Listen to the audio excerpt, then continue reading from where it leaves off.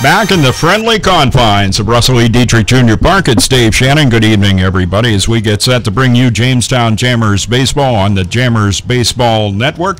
The Jammers reaching the halfway point in the 2017 season. If you want to give them a grade on the first half, I'd have to give them an A, as they come into this game having played 24 and a record of 19-5. And tonight they'll be taking on the second-place team in the PGCBL, that the Geneva Red Wings, with a mark of 16-8 and 3 games back of the Jammers. Jammers, the leading hitting team in the PGCBL, a .300 team batting average. The pitching stats got a little distorted after some runaway innings there in Newark as we played a doubleheader yesterday. Still atop, though, in the PGCBL with a 2.87 ERA. And the fielding stats not where the Jammers want them to be, losing 3 points in percentage, now down to .954. But overall, you have to give this team an A grade because they have responded to a lot of situations, just coming off a 4 games in 3 days road trip and winning all 4 games. If they can keep that up through the end of the season, we definitely see the postseason on the horizon. But we still have the same amount of games left to play after tonight, so we have a long road in front of us. We're going to talk to tonight's starting pitcher for Anthony Barone's Jamestown Jammers. That's Corey Blessing. We'll talk to him in our player profile, and we'll talk to Anthony Barone about tonight's game right after this. You're listening to the Jamestown Jammers Baseball Network. Penswood.net Classifieds offers the freshest, most recent classified ads available with over 1,500 new ads each day. If you're looking for a reliable used vehicle, check out the multiple ads daily on Penswood.net Classifieds. From cars, trucks, RVs, and motorcycles, you can scan the ads at Penswood.net at any time of the day or night and find something that fits your needs. Looking for household items, student housing, or even a new pet? Penswood.net Classifieds has it. Penswood.net, where you can buy, sell, or trade locally. Back with Corey Blessing, and it's great to have you back in Jamestown. Welcome. Thank you. Good to be back. You had a little bit of postseason responsibilities going on here in the NCAA. Tell us about that. It was awesome. We went over to Kentucky for the regional, and we went 2-0, but it was just an awesome experience just being there. Yeah, I'm sure. How was the rest of your season in Ohio this year? Well, we were fighting for a spot in the MAC tournament in the last 3 weeks, and we ended up winning the MAC tournament. So it was really awesome, like just getting on a roll and staying on the roll, and it was awesome. Kind of like what we did at the end of last season here at Jamestown. Definitely. Yeah. Speaking of which, it's still stuck in my mind, and actually you just arrived. And Anthony brought up that situation in Utica. One of the most impressive performances, because we were used to you basically being a closer type of guy for us last year, and you started a game, and it was very impressive, let me tell you. Thank you, thank you. Yeah, it was my first start since high school. It was weird being in that role, but I liked it a lot, and I'm hoping to see that a little more this year, this summer. Well, certainly, it was one of those where I kept wondering, it was like, is this the inning that Corey comes out, or is this the inning? And you just kept going out, and you really, a lot of the guys, especially here early on, because I think at times you're fighting coming off your college season, not you in particular, but the pitchers in general. And you're fighting coming off the college season, and you kind of hit a wall, like maybe if you're a starter in around the 5th, 6th inning. And eventually, as the season goes on and you get a little more used to that, depending on what your role was at college, that wall moves a little bit further down the road. So, but you never hit that. That was what impressed me so much there at Utica, was you never hit that wall at all. Yeah, I just go out and, I'm looking for the next 3 outs, and if I get that done, then just looking for the next time out there. What other memories of last year with the Jammers did you take back with you? I took a closing role here, which was pretty awesome, being in like high leverage situations. It was different for me because the past 2 years I didn't throw too much in school ball, so coming in here and getting a role, it was pretty sweet. Yeah, and you filled it well, which shows that because I'll tell you what, there's one thing that I've noticed about closers. You can take a good bullpen pitcher and put him out there, but he doesn't always excel in that role. It's not an easy role. You really got to have a killer's mentality when you go out there and you're a closer. Yeah, it was. It's definitely different than the bullpen, but I liked it, and yeah. Yeah. All right. Anything else about the college season overall? Your pitching duties at Ohio this past season? I mean, it just was different from the past. I mean, I didn't really see the field, but this year I really got a feel for it, and it was really fun. Now, do you have specific goals in mind for yourself here at Jamestown over the summer? No, I'm just looking to win, honestly. That's just compete a little bit and win. All right. One of the things we've been talking with all the guys about is going back into your youth baseball and talking about when you started and Little League into high school and stuff like that. Tell us about your youth baseball experience. Back in the day, well, I've been playing since T-ball, so it's been quite a few years. I mean, started with my dad in the backyard, and just from there, it's just history. I mean, when did you, were you always a pitcher? Was it something that came like further on, or? Yeah, I was always a pitcher. I pretty much was a PO from the start. Couldn't really hit ever. Yeah, it took had a lot of Ks, but yeah, I couldn't really swing the bat at all. All right. Very interesting stuff. Any hobbies that you want to tell us about? Hunting, fishing, anything like that? I mean, I just like to play Xbox a lot. Big Call of Duty. Yeah. Call of Duty guy, yeah. Cool. Yeah. All right. Corey Blessing back with us for 2017. Thanks for taking the time. Thank you. Thanks. And you can watch Corey Blessing's player profile as it is up there at the YouTube site, and you can watch that anytime. We'll be coming back to talk to the head coach of the Jamestown Jammers, Anthony Barone, and we'll be doing that after this timeout on the Jammers Baseball Network. So you see, son, good manners are important. Should I go through it again? Yes. Yes, please. Yes, please. Exactly. Always say please, thank you, you're welcome, and excuse me. Sit up straight, hold doors open, don't speak with your mouth full, keep your elbows off the table. Share your things, play nice, and generally treat others the way you'd like to be treated. Got it? Got it. And stop picking your nose. Most parenting is hard to do in just 2 minutes. But 2 minutes twice a day making sure they brush their teeth is easier, and it could help save them from a lifetime of tooth pain. Visit 2min2x.org to find out more. A message from the Partnership for Healthy Mouths, Healthy Lives, and the Ad Council. Here with the head coach of the Jamestown Jammers, Anthony Barone. What a road trip, huh?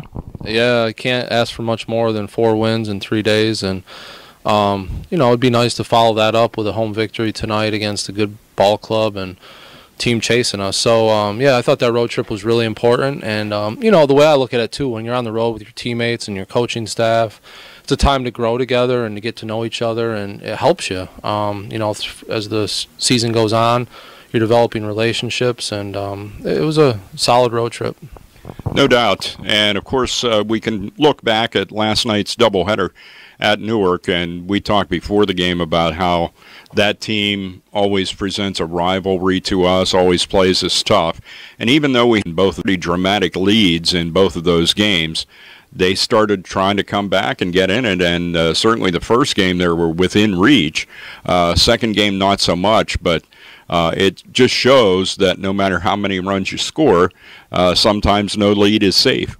Yeah, and it shows the type of character those players and coaching staff have. We had some big leads, and they could have just given up. They kept fighting and grinding and throwing jabs at us, and it was a really two very stressful games that shouldn't have been stressful. But the reason they were stressful is because Newark just didn't give up. They kept fighting, and give our guys credit too, because we just seemed like we took body shot after body shot there late in the innings and in the late innings, and our guys responded, and those are victories that can help you later on in the year, because we've been through a lot of different situations now. So good wins, and Newark's always a tough team. Talk about the progression of Chris Steffel quickly out on the road. You work him in gradually, and then he gets a start. How did you feel he did with all of that? Oh, he's done really well for being a incoming freshman at St. John's, youngest guy on the team, and he's just sort of, I guess, getting his legs right now. You know what I mean? It's all new. The teammates are new, and the experience is new. So I think me and Coach Carter, we've done a good job of just working him into the lineup and figuring out good positions for him to, come in and get his feet wet. So, yeah, he had a good road trip, and he's adjusted really well to the team, and the team seems to, accepted him, which is, at this point in the season, you never know. It can go either way. It could ruin the clubhouse chemistry that we had, or it can help it, and it sort of seemed like he's fit right in, and guys like him. No better example of that than when he hit the double in Onondaga. I have never heard our dugout explode with more cheers as he hit that on Wednesday. Well, yeah, because it was 2 days in a row. The day before at Adirondack, he hit a ball that I literally couldn't see. He hit it so hard.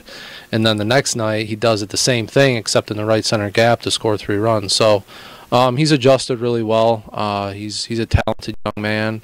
And, we're trying to put everybody in positions where they can be successful. So, and he's done well with that so far. Okay. We'll come back and talk about the Geneva Red Wings, who have been on our tail most of the first part of the season. We'll talk about that next here on the Jammers Baseball Network. Penswood.net Classifieds offers the freshest, most recent classified ads available with over 1,500 new ads each day. If you're looking for a reliable used vehicle, check out the multiple ads daily on Penswood.net Classifieds. From cars, trucks, RVs, and motorcycles, you can scan the ads at Penswood.net at any time of the day or night and find something that fits your needs. Looking for household items, student housing, or even a new pet? Penswood.net Classifieds has it. Penswood.net, where you can buy, sell, or trade locally. Back with Anthony Barone getting ready to take on the Geneva Red Wings, who have been hot on our tail pretty much the entire first half of the season. I wouldn't call 3 games breathing room, but compared to what it has been, it kind of is. Yeah, they've played us well. They beat us 3 out of 4 this year, and Coach does a wonderful job. And sometimes each summer you have a team that you sort of develop a tough time playing against, and so far their style has given us some problems. They have a very disciplined lineup that works our pitching staff, and they have a very good defense, so good catching. They have a lot of good things, and their pitchers throw a lot of strikes. So, but yeah, they've been on our tail, and 3 games right now seems like a lot because for most of the part of the season, we've been tied, we've been up a half a game, and it's sort of been, back and forth. So this last little road trip, we got a little bit of breathing room, but, it's still halfway through. Not even, this is the halfway point. So a lot can change. Elmira's playing well, and anything can change, depending on one week of baseball. So we just take each game as it comes. We were on the plus side of some lopsided victories out there on the road. They were on the wrong side of a lopsided defeat last night at the hands of Elmira, 21-4.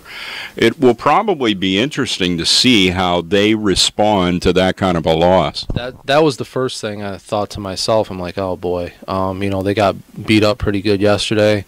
Usually a good team, when that happens, they respond in a positive way. So I'm like, oh boy, now we got Geneva coming off a bad loss, and they're going to be a little bit pissed off. So and that's fine, because we want them at their best, and I'm sure they want to see us at our best. So it'll be a good playoff atmosphere type baseball tonight. First place against second place, beautiful night for baseball. And and we got Corey Blessing going, who we have a lot of confidence in, and it's going to be a good game of baseball.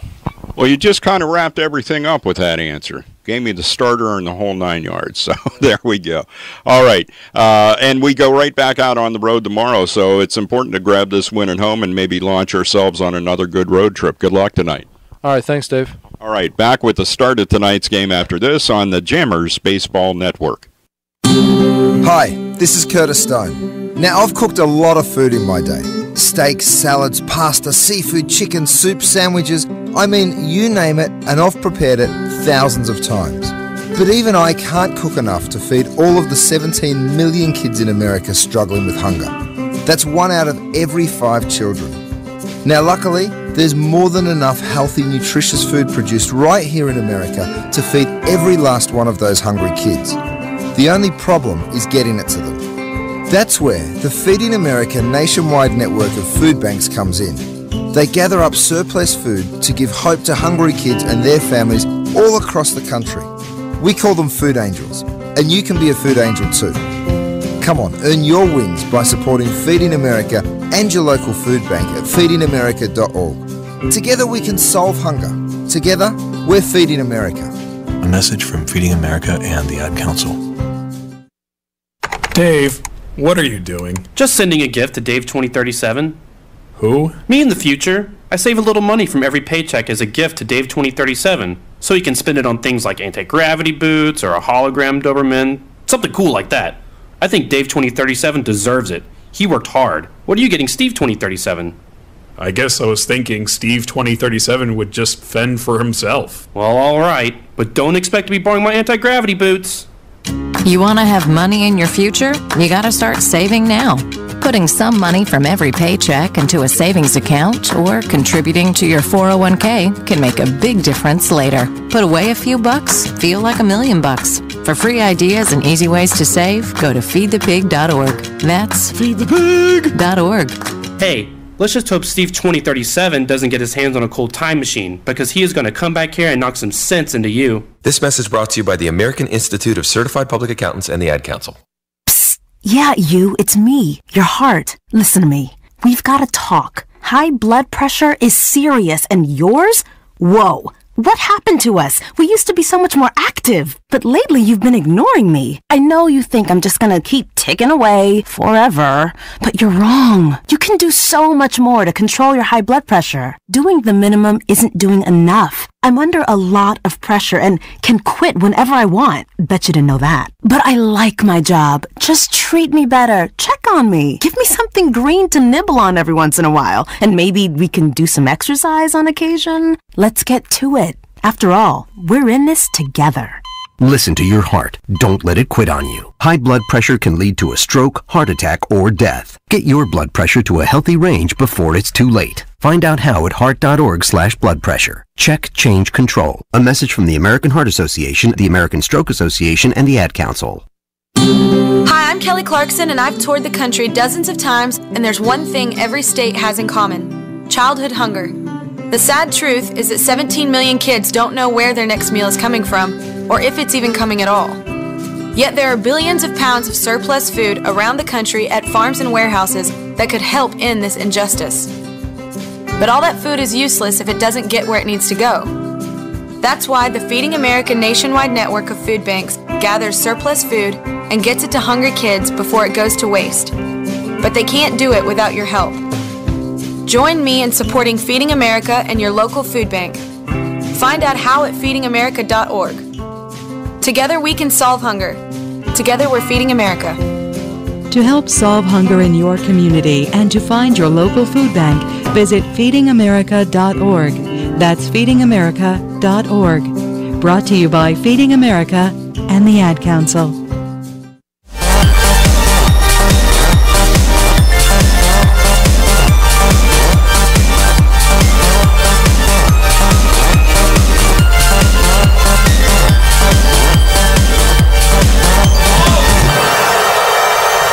Welcome back to Russell E. Dietrich Jr. Park in Jamestown, New York. Getting ready for tonight's contest between the Jammers and the Geneva Red Wings.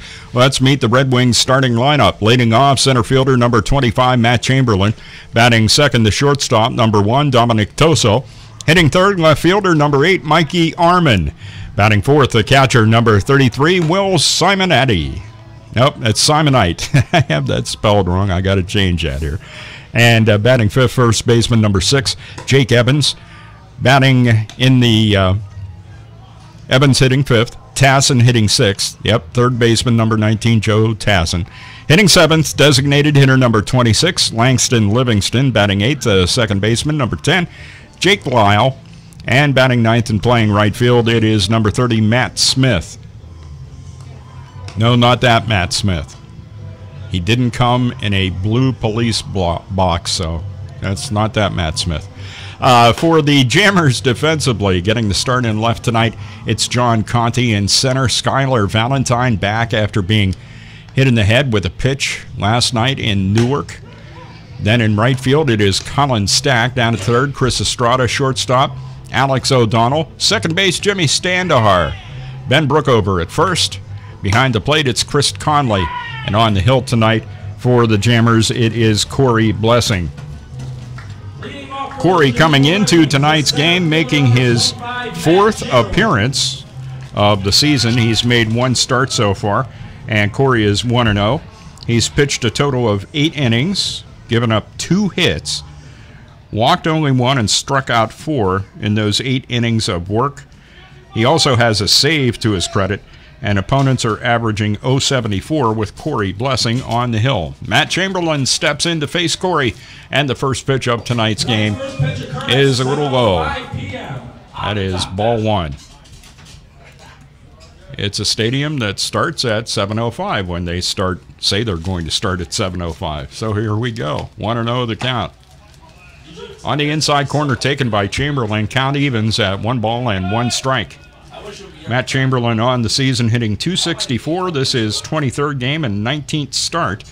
19 for 72 on the season. That one's outside. The count now 2-1. Matt Chamberlain, left-handed hitter. Righty on the hill is Corey Blessing. 2 balls, 1 strike to count.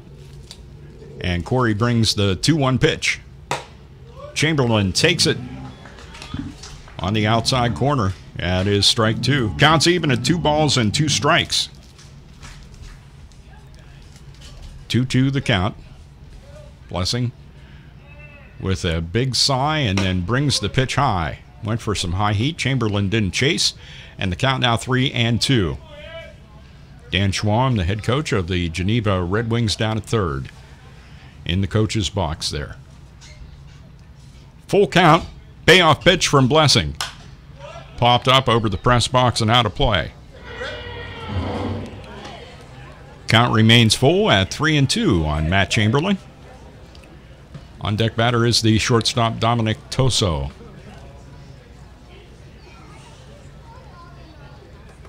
And the umpire, as a matter of fact, moving Toso a little bit further back from the home plate circle. He was up there pretty close, so he gets chased over. Payoff pitch again. Bases umpire. First off, the home plate umpire did not say that he completed a swing, so he was started down to first base. Chris Conley asked for an appeal to the bases umpire, and he rang Chamberlain up, 1 away. That'll bring up Dominic Toso, the shortstop, a right-handed hitter facing Corey Blessing. Toso on the season hitting .368. This just his 8th game and 6th start. 7 for 19 with 6 runs scored. And he has 3 doubles to his credit and a triple. Couple of RBIs. His OPS is 1.086. Some pretty heady stuff for Dominic Toso. Fouled off the first pitch. Hits this one high and deep to right center field, well over the head of Colin Stack. It hits at the base of the wall. Toso on his way around second, heading for third. Cutoff throw from Alex O'Donnell. The tag safe. Chris Estrada thought for sure he had Toso sliding in. A great throw on the relay by Alex O'Donnell from Colin Stack. Anthony Barone right out of the dugout. You know, all he did was deliver a couple of balls to the home plate umpire. Put Toso at third with a triple with 1 out. And bring to the plate Mikey Arman. Mikey in left field in tonight's game. Arman on the season is hitting .318. 22nd game, 22nd start. 25th game of the season. First pitch is ripped back to the home plate grandstand netting, and that is strike 1. No balls and a strike to Mikey Arman. Geneva with an immediate chance to try to get control of this ball game. Runner at third, infield in, all the way around. 0-1 pitch. Arman swings and misses, and the count is quickly no balls and 2 strikes to the right-handed hitting left fielder Mikey Arman.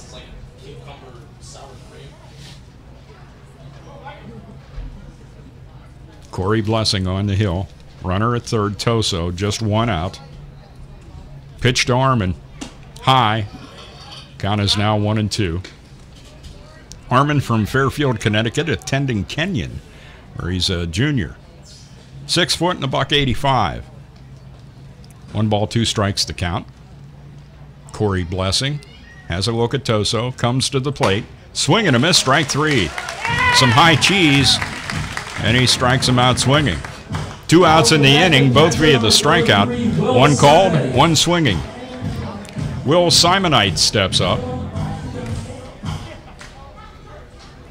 We had a misspell in an earlier roster, and it's actually Simonite. So Will Simonite at the plate, runner at third, Toso, and now 2 out. First pitch to him is high, and that is ball 1.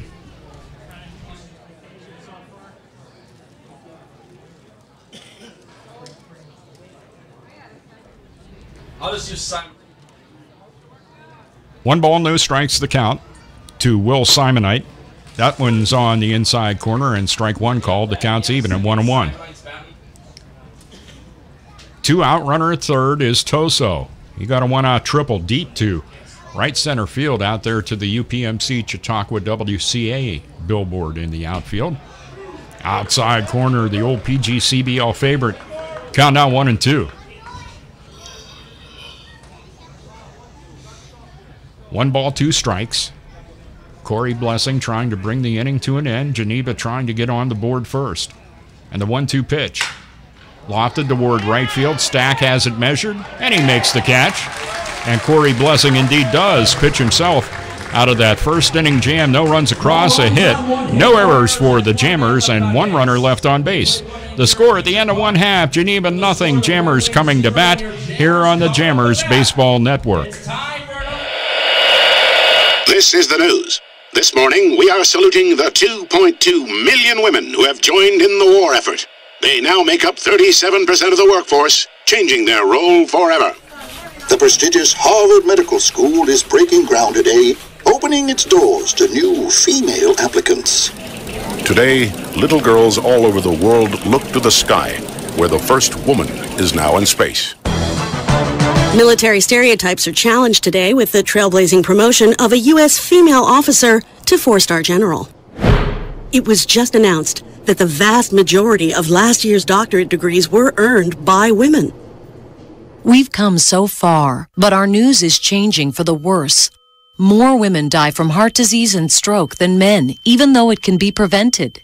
Make a change at GoRedForWomen.org today. Brought to you by the Ad Council and the American Heart Association's Go Red for Women.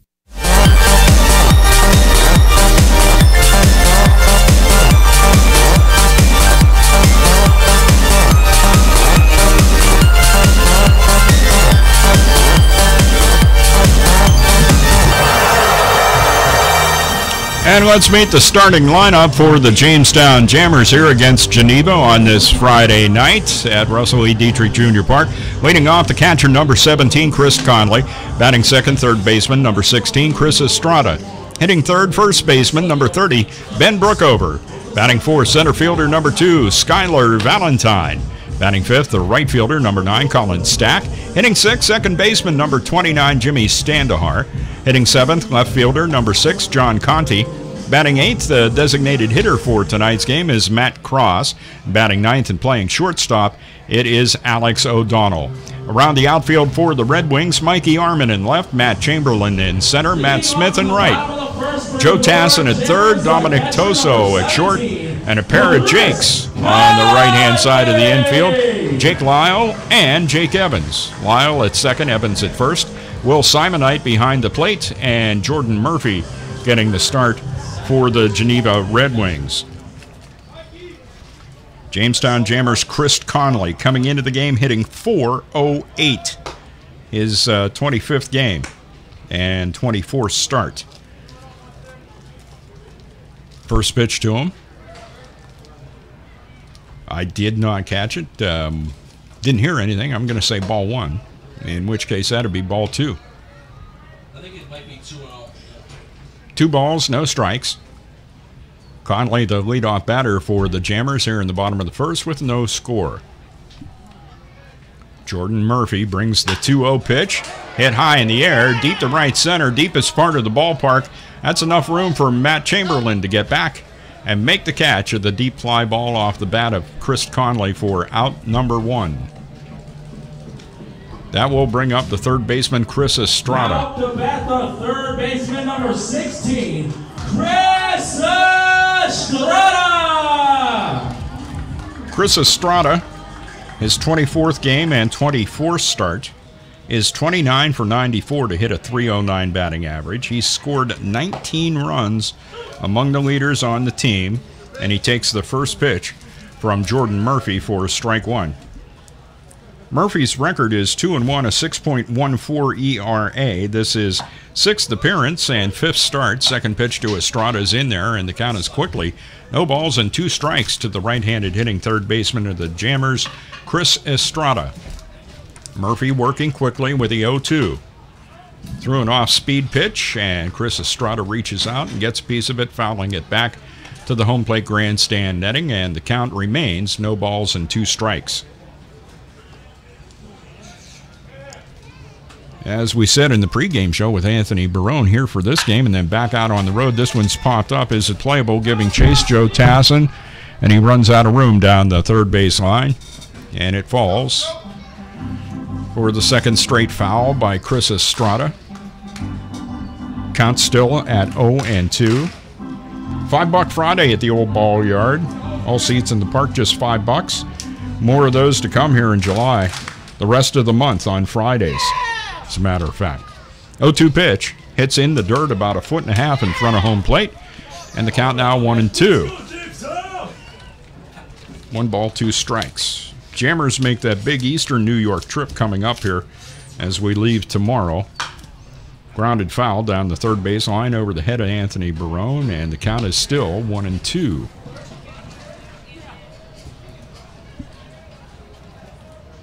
One ball, 2 strikes, nobody aboard, and 1 out here in the Jammers half of the first, and no score in the game. 1-2 pitch. Grounded toward the third baseman. Tassin's up with him. Makes the throw to Jake Evans to retire Chris Estrada for the second out of the bottom half of the first inning. No runs on, no hits, no errors, and no... And Norm gets ahead of himself and tries to bring the inning completely ahead of where it's supposed to end, because Ben Brookover says, I want my at-bat. There's only 2 out. By the way, that Jammers trip begins tomorrow night as we take on Mohawk Valley, visit the Diamond Dogs, and play them at 6:35. So we'll be on the air about 6:15 tomorrow night. First pitch from Murphy, an off-speed delivery, and Ben has a cut at it and misses strike 1. We'll then go to Saugerties for a Sunday evening game at 7 o'clock, and then on Monday at Oneonta at 7:05, and surprisingly, we're off on the 4th of July.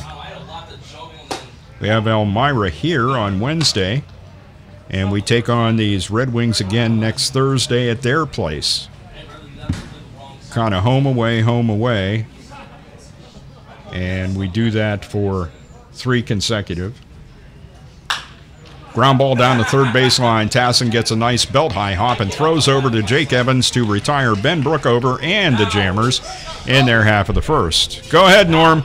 No runs, no hits, no errors, and nobody left. And the score now at the end of 1, it's the Jammers nothing and the Red Wings nothing. Back with the second right after this on the Jamestown Jammers Baseball Network. When Dad needed help getting around, I became his driver. Soon enough, it was up to me to be his housekeeper and financial manager, too. When he moved in, I became his cook and even his nurse. But no matter what roles I play, I know I'm still his daughter. We understand the roles you play. So to help, we created aarp.org/caregiving, where you can connect with experts and other caregivers. Visit aarp.org/caregiving. Brought to you by AARP and the Ad Council.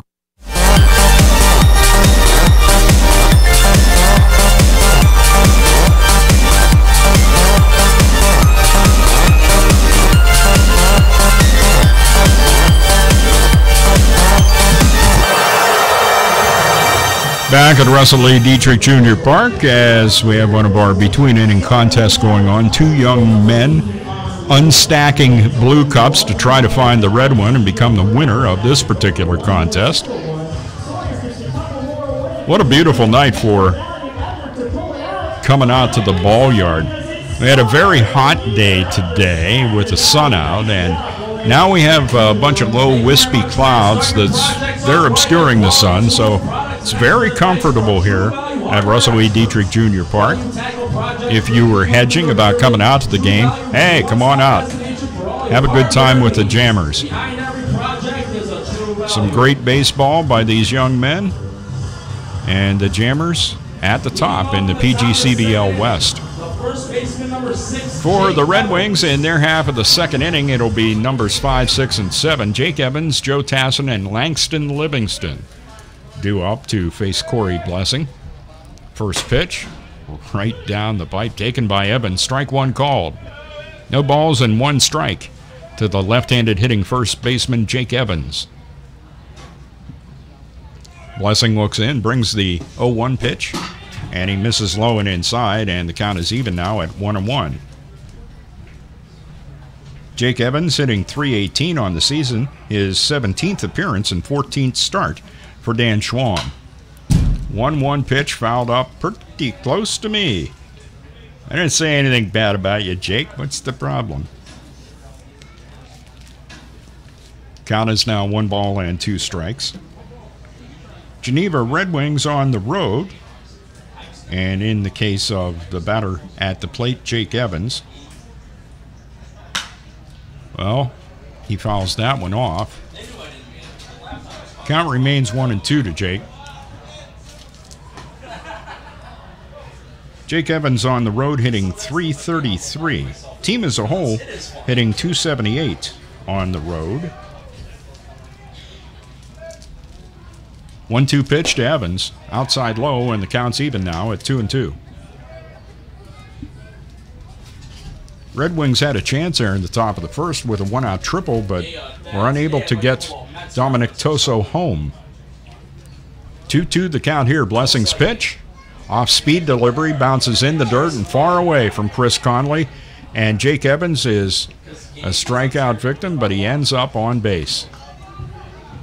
Now up the bat, the third baseman, number 19, Joseph Tassin. And then up next is a dude with that funky name. Joe Tassin is at the plate. Right-handed hitting third baseman. A couple of chances for him in the Jammers half of the first. Joe Tassin hitting .360. 22nd game, 22nd start. First pitch to him. Misses inside. That is ball one. 1 ball and no strikes to Joe. My guess would have been that or a pass ball. That's not fair. 1 ball, no strikes. Corey Blessing's 1-0 delivery. High in the air, deep to center field. Valentine goes back about 15 steps, makes the catch in straightaway center field of the fly ball off the bat of Joe Tassin. And that is out. Number 1 here in the Red Wings half of the second inning.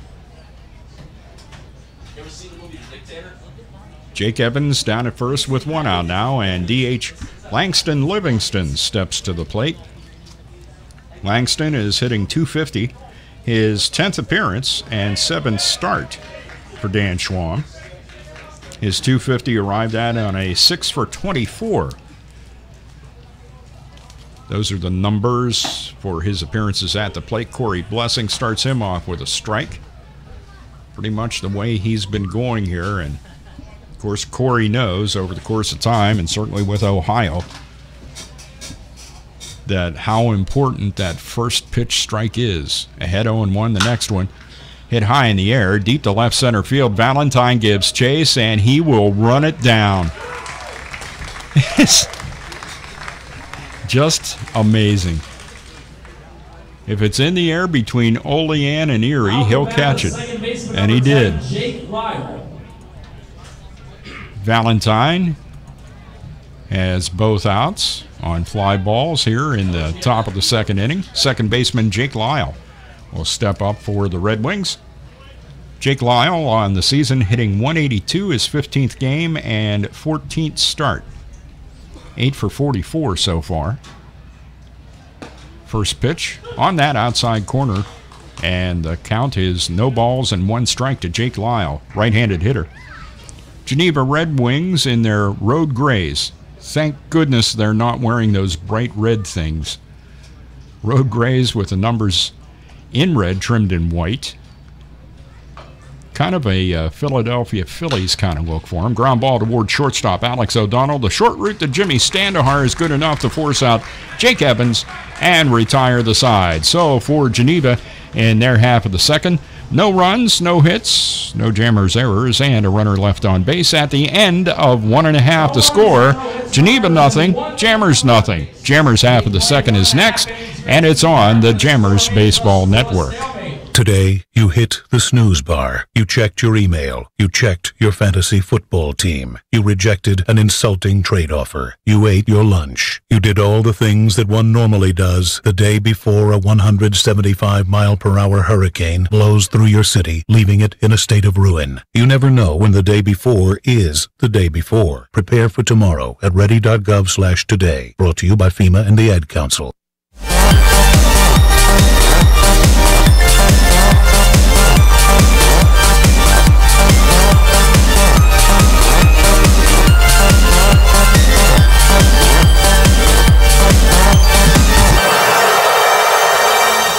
Jammers will send the middle of the batting order to the plate to face Jordan Murphy here in the Jammers half of the second.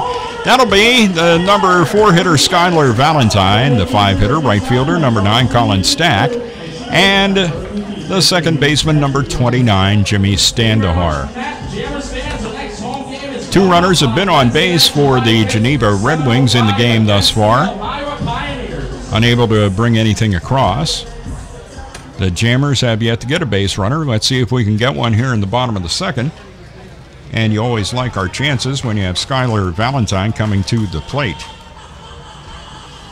Just to take a look, as the leadoff batter in an inning, Skylar Valentine is hitting .294. Skylar Valentine! So we'll be interested to see what Skylar can do here. Skylar against Geneva is hitting .353 in 4 games. And the first pitch is the PGCBO outside corner. And that is strike 1 called. No balls and a strike to the right-handed hitting center fielder. 0-1 pitch. Count evens at 1-1. Murphy is a quick worker out there, and we have no complaints with that. About the only thing you can think of for the Jammers is if it starts to get to you, make sure you step out. Call time, step out. Take your time going back in. And dictate what he has to do instead of him dictating to you. The 2-1 pitch. Ripped down the left field line. Fair ball. Chasing it down is Matt Chamberlain. Skylar Valentine on his way to second. It's a leadoff double off the bat of Skylar Valentine in the bottom half of the second inning. And for Skylar, on the 2017 season, for him, make that his 13th double. Far and away above anybody else on the team. The next closest is Chris Conley with 7. Double number 13. And it brings up the right fielder, Colin Stack. Stack hitting .333 on the season. This is his 20th game and 20th start. Missed the first 5 because UMBC had some postseason stuff they had to take care of, and then made it to the Jammers and has been out there in right field, a fixture. I think he did DH 1 game. 1-0 the count to Colin. Outside corner, 1-1 the count. Colin Stack at the plate with Skylar Valentine at second base. Stack with runners on base hitting .237, .333 with runners in scoring position. He grounds out, but he does successfully move out Skylar Valentine to third base. Hit one that chopped off of the home plate area, popped up in the air. Jordan Murphy with a clean field of the ball to retire Colin Stack. First out of the inning. Jimmy Standahar comes to the plate for the Jamestown Jammers with a runner at third now in Skylar Valentine and one out.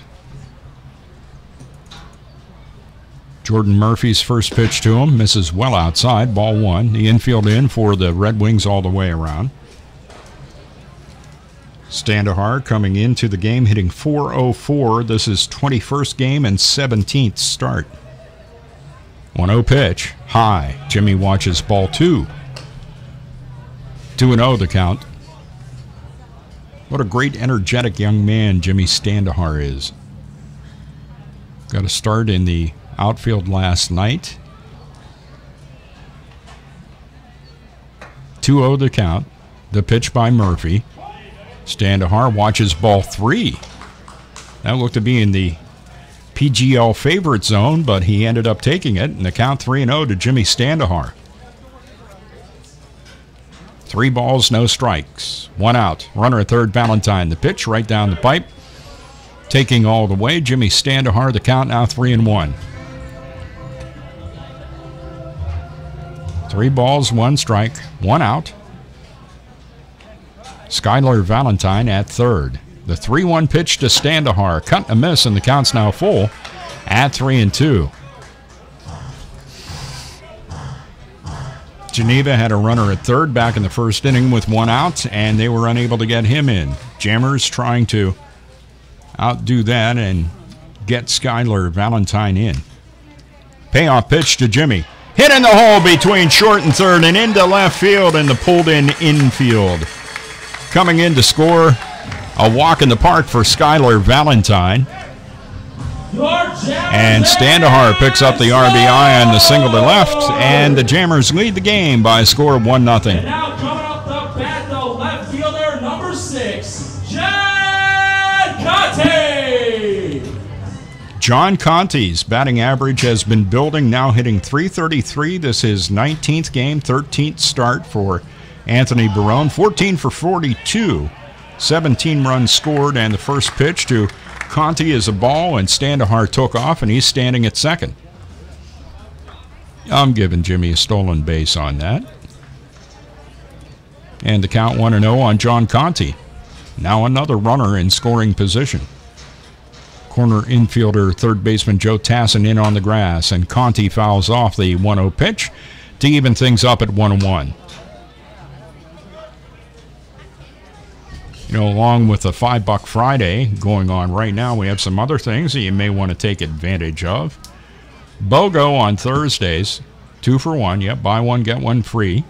That's with the tickets.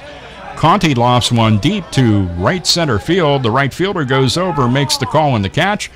Tagging at second, moving up to third base is Jimmy Standahar. John Conte moves the runner up. Standahar 90 feet away with potentially the second Jammers run. DH number 21, Matt Cross. Matt Cross getting the DH tag for tonight's game.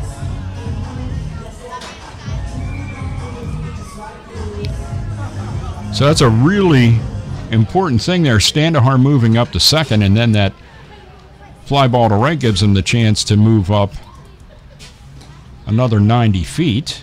Has a good lead down the third base line and retreats. First pitch to Matt Cross was in the dirt and ball 1. 1 ball and no strikes to Matt. Coming into the game, Matt Cross hitting .214. This is 10th game and 8th appearance. Next pitch to him is ball 2. And the count is 2 balls, no strikes. Standahar at third. Walks over toward Anthony Barone as part of his lead down the line. 2-0 pitch. That's low. It's ball 3. Surprisingly, Murphy having a bit of trouble here with Matt Cross, right-handed hitter. Matt's other duties with the team have been catching, either in the game or in the pen. 3-0 pitch. He takes ball 4. Walks Matt Cross on 4 straight. Jammers have runners at the corners now with 2 out.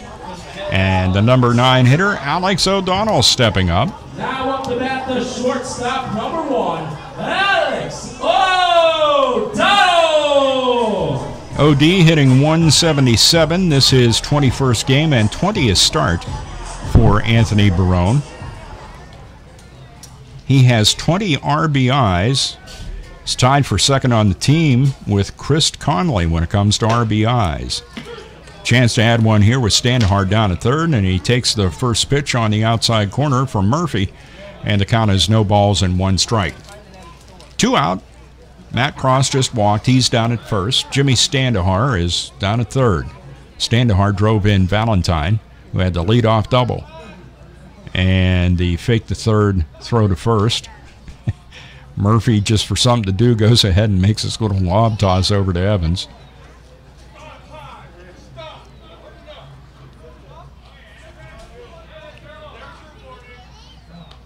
Anthony Barone has been given a warning. He wanted a balk call on Jordan Murphy, and he didn't get it, and he was letting the ump know that he thought it should have been. It wasn't. That pitch is outside in the dirt and squirts away then from Will Simonite, but it goes out in front of the plate, so no advance by Cross. Counts even at 1-1 on OD. Catcher Chris Conley on deck. 1 ball, 1 strike. Standahar runs a good ways down the third base line. Not quite a third of the way, but getting close to it there. Trying to distract the pitcher, Jordan Murphy, and in light of the fact that that was ball 2 to O'Donnell, perhaps he did. He accomplished his task of distraction.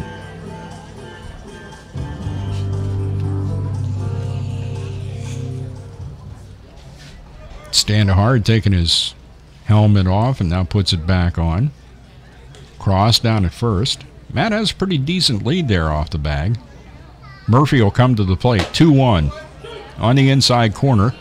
And the count's even at 2 on Alex O'Donnell. Jammers excelling throughout the course of the season on getting runs across after 2 are out. See if OD can keep that trend going. The pitch is low and inside and taken by OD and move Matt Cross up to second base on decidedly defensive indifference.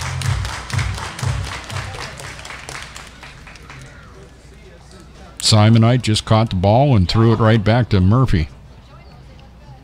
Payoff pitch on a 3-2 count, grounder to short. Dominic Toso's up with it and throws to Jake Evans to get Alex O'Donnell and retire the Jammers in their half of the second. But a run comes across.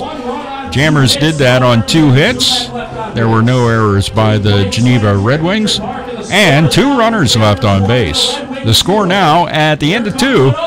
Jammers 1, Red Wings nothing on the Jammers Baseball Network. Okay, forest animals, kids are coming to the forest, and it's up to us to make their visit a good one. Sparrow, have you practiced the most popular bird songs for the year? Of course. Catchy. I like it. River, how's the temperature? It's a refreshing 52 degrees, man. I love it. Turtle. He's not here yet, man. He's late every morning. Okay. Squirrel. The forest has been preparing just for you. To learn more about cool things to do in the forest, visit discovertheforest.org. Brought to you by the U.S. Forest Service and the Ad Council.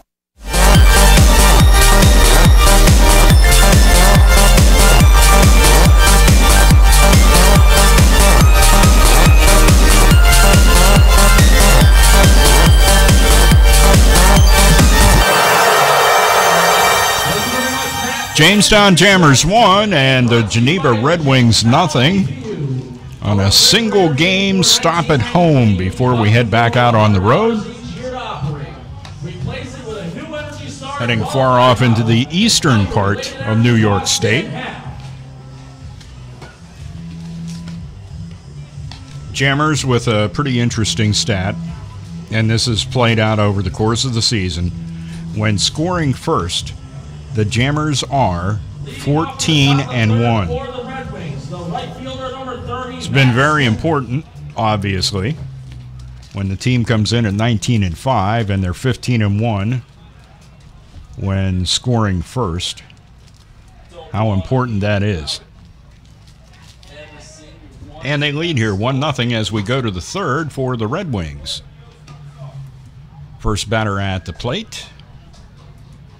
is the number 9 hitter, the right fielder, Matt Smith. 1-0 pitch is popped up. Is it playable? Estrada gives chase, runs out of room as he gets over to the tarp down the third base line. Counts even now at 1-1 on Matt Smith. Matt Smith against the rest of the league. Let's see what Matt's hitting, .412. This is 9th game and 7th start against us. He's played in 1 game and he went 2 for 3. So he's hitting the old .667. Next pitch to him was a ball, and the count now 2-1. 2 balls, 1 strike.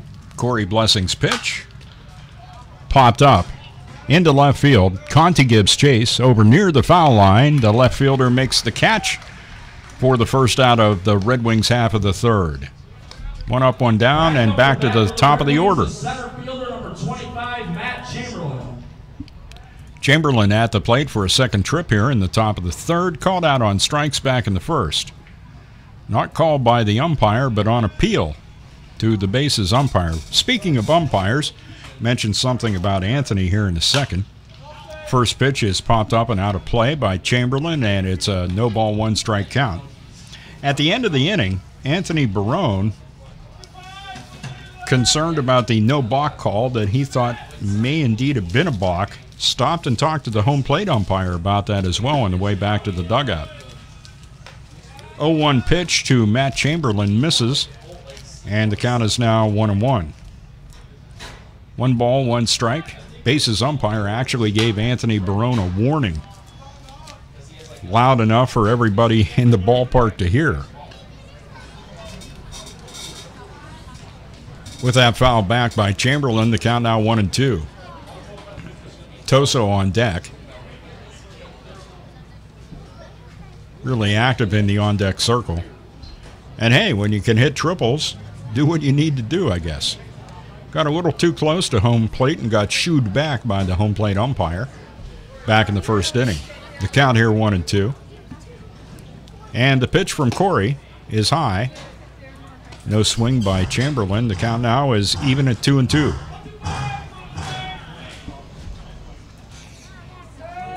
Two balls, 2 strikes, 1 out. The pitch right down the pipe. Strike 3 call. Chamberlain out 2 times on called third strikes. Not sure exactly what the complaint is there, only about the height it would have had to have been. But where Conley caught that was about thigh high. So Chamberlain's out number 2. 2 up, 2 down. Dominic Toso, who hit a triple back in the first, at the plate.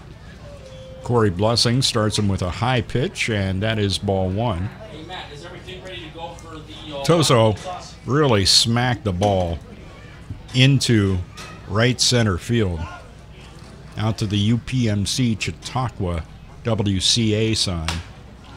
Weak grounder out of the batter's box, actually catching a piece of Toso.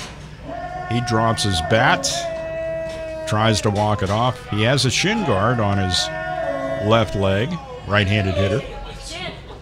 Umpire gives him a break, walks out, hands Corey Blessing another baseball, and comes back behind the plate, checks with him to see if he's okay. He is. Play ball. 1-0 the count to Toso. Make that 1-1 after that foul. 1 ball, 1 strike. The pitch. Off-speed delivery is high and outside, and the count now 2-1. Dominic Toso, 6'1", $175 out of Philly in Pennsylvania, attending Bucknell. Freshman there. 2-1 pitch. Popped up. Jimmy Standahar ranges out into shallow right, but Colin Stack comes in and calls him off and makes the catch. And that will do it for the Red Wings in their half of the third inning. No runs, no hits, no errors, and nobody left. The score at the end of 2.5. Jammers 1, Geneva nothing on the Jamestown Jammers Baseball Network. Hi, I'm Layla Ali. I might be undefeated in professional boxing, but there's one problem I can't fight alone: childhood hunger. 17 million kids in America struggle with it. That's why the Feeding America nationwide network of food banks gathers surplus food and gets it to hungry kids. Join me in supporting Feeding America and your local food bank at feedingamerica.org. To help solve hunger in your community and to find your local food bank, visit feedingamerica.org. Brought to you by Feeding America and the Ad Council.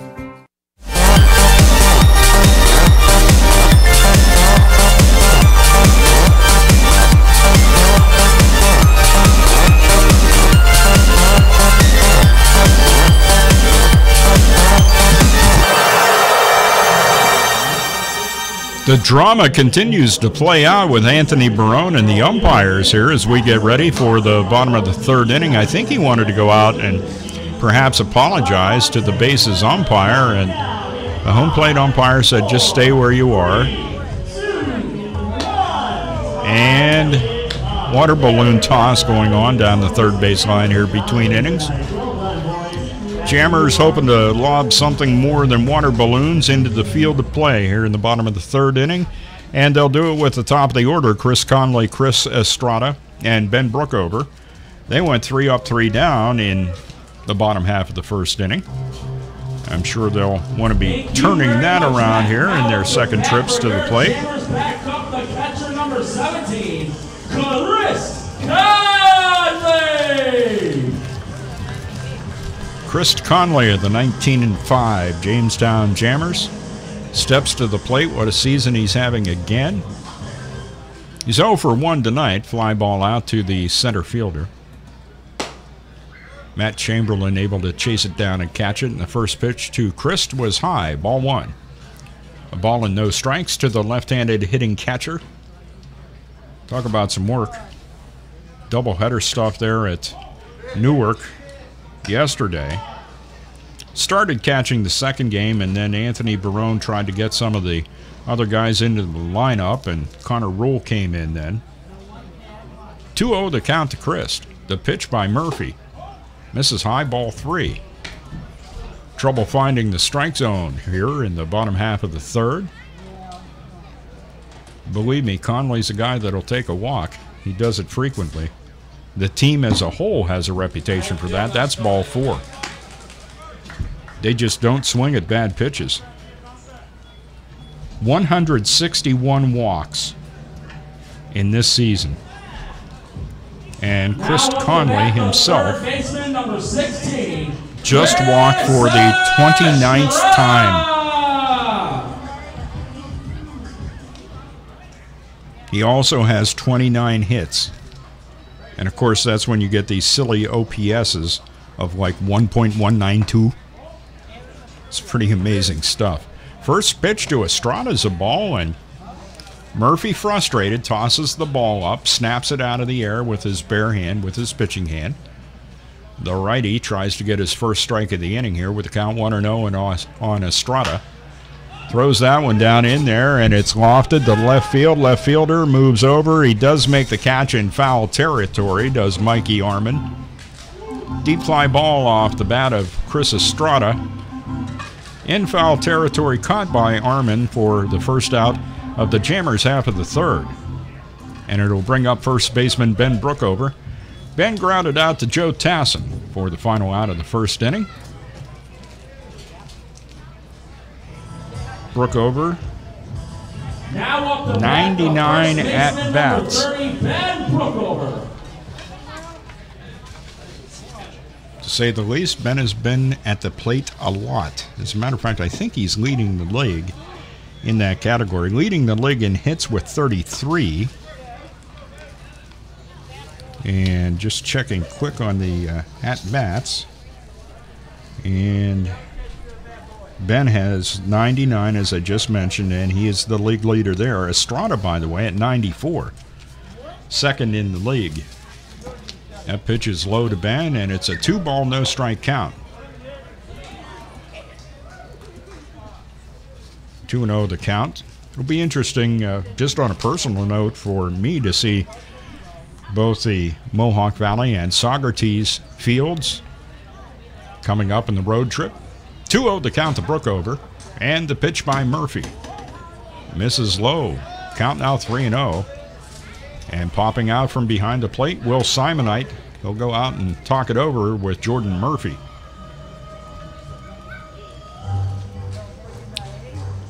So far, just one strike in the inning, and that was to Chris Estrada. And he hit a deep fly ball in foul territory to make the first out of the inning. Otherwise, having all kinds of trouble finding the plate. Was not the case in innings 1 and 2, but here in the third, a different story. Murphy leans over, gets the sign from catcher Will Simonite, and the 3-0 pitch on its way to Ben. He takes ball 4. Tried some high cheese, and Ben laid off, and now the patient at-bats of the Jamestown Jammers have 2 on and just 1 out. And if Skylar Valentine could possibly produce what he did back in the second, which was spank a double down the left field line, that'd be a good thing. Chris Conley, the runner at second, Ben Brookover down at first. Brookover turning into a base thief of late, stealing them on the road trip. Can't steal here with Conley at second unless Coach Barone decides the old double steal might be in order. But right now, with Murphy struggling to find the strike zone, why bother? 1-0 the count here. Ball 2, it's low. He walked Conley on 4 pitches. 1-0 to Estrada, and then Chris popped up the second pitch. Then 4 straight balls to Ben Brookover, and a 2-0 count now to Skylar Valentine. 2-0 pitch. High, ball 3. So Jordan Murphy has suddenly lost connection to the strike zone in the bottom of the third. Jammers lead the game, by the way, a score of 1-0. A run on a couple of hits. Taking all the way Valentine, and Murphy does find the strike zone that time for strike 1. 3 balls, 1 strike, 2 on and 1 out. Bottom of the third inning. 3-1 pitch in the dirt, ball 4. Murphy's struggles continue, and Colin Stack will come to the plate with the bases jammed. Conley at third, Brookover at second, Valentine at first. Now up the bat, the right fielder, number 9, Colin Stack. Stack's season batting average, .333. And Colin, with the bases loaded, is hitting .250. 4 at-bats in this situation before, 3 RBI. With runners in scoring position, well, that really bumps up quite a bit. He's hitting .333, but he's had 24 at-bats in that situation, hit a couple of homers in that situation as well. Jammers getting the long ball out there this year. Chris Conley with a pair, Ben Brookover with 2, Stack with 3. Alex O'Donnell has 1. First pitch to Stack is low, ball 1. Most of what Murphy's pitches have been doing is missing low. Third baseman Joe Tassin in on the grass at third, and the first baseman Evans as well. Not holding Valentine on with the bases loaded, but throw down to first by Simonite anyway, and Valentine gets back. 2-0 the count to Stack. A number of those runs scored out on the road were walks with runners on base, bases loaded walks, bringing in runs. Next pitch to Stack, catches inside corner at the right height, and the count now 2-1. 2-1 pitch by Murphy, off speed pitch is low, ball 3.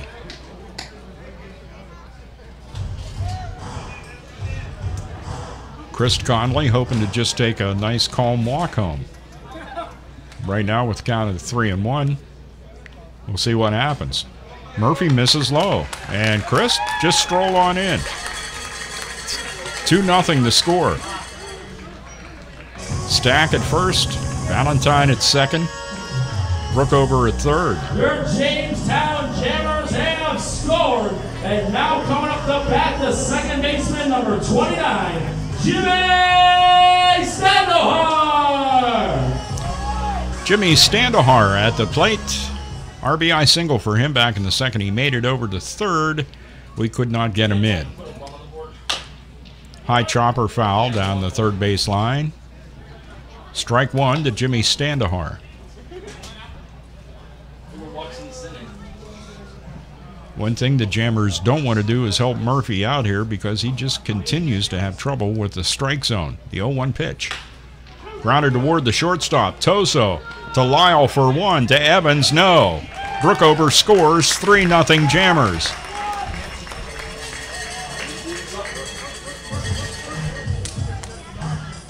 Retire Colin Stack on a force out, going 6-4. Once again, your Jammers have scored. And now up the bat, the left fielder, number 6, John Conte.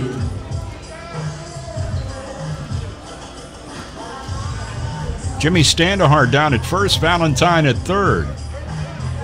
See if Standohar, who already has a stolen base, moves up.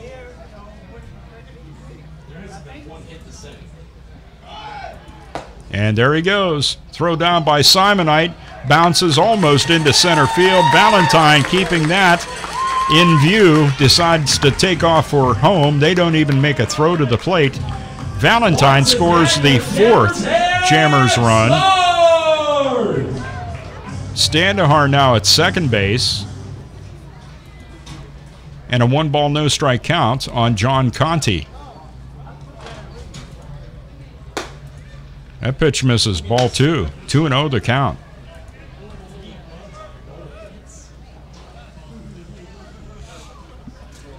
Some stirring now in the Red Wings bullpen. Conte turns on one and fouls it into the perimeter fencing in front of the first base bleachers.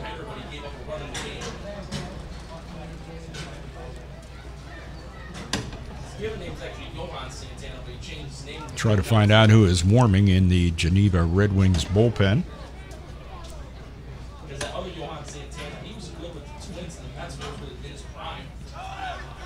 That pitch is grounded toward short. Toso up with it. Throws to first, and they just get John Conte really stretching first baseman Jake Evans out. Ground out goes 6-3, and that'll do it for the Jammers in their half of the third. But 3 runs come across, no hits. There were no errors by the Red Wings, and a runner left on base. We have completed 3 at Russell E. Dietrich Jr. Park, and the score, Jammers 4, Red Wings nothing. More after this on the Jammers Baseball Network. I'm more resourceful than I thought. My suit can still make an impression. My video games are still game changers. And my lamp can bring others a bright future. Because when I donate my stuff to Goodwill, it helps fund job placement and training for people right in my community. Now my stuff gets a second chance. And will give someone in my community a second chance too. Goodwill. Donate stuff, create jobs. Find your nearest donation center at goodwill.org. That's goodwill.org. This message brought to you by Goodwill and the Ad Council.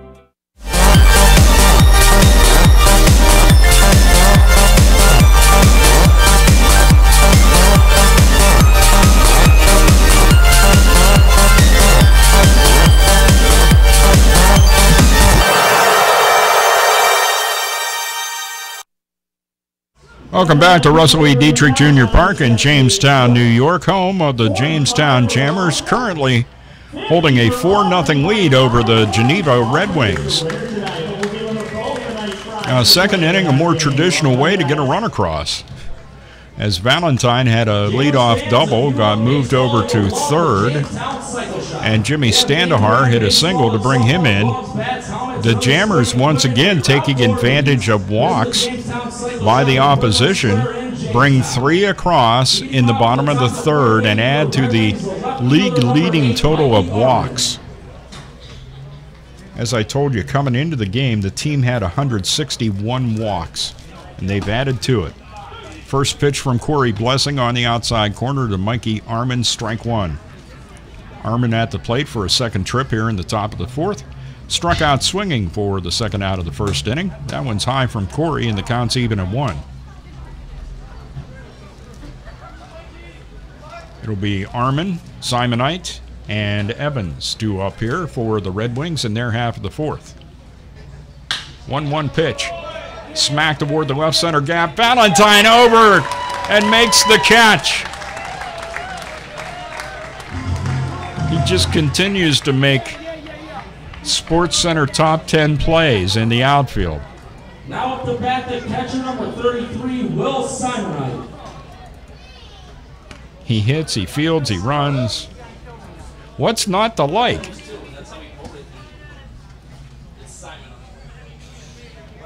Simonite will be at the plate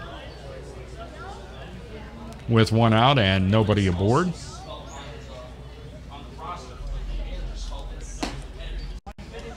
First pitch to him is high and outside from Corey Blessing. That is ball 1.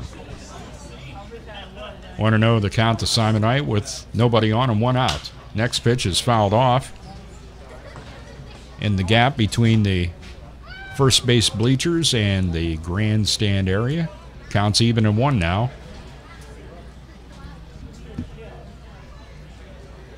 Corey Simon with a 1-1. High, deep to left field, going back. Conti near the wall, makes the catch.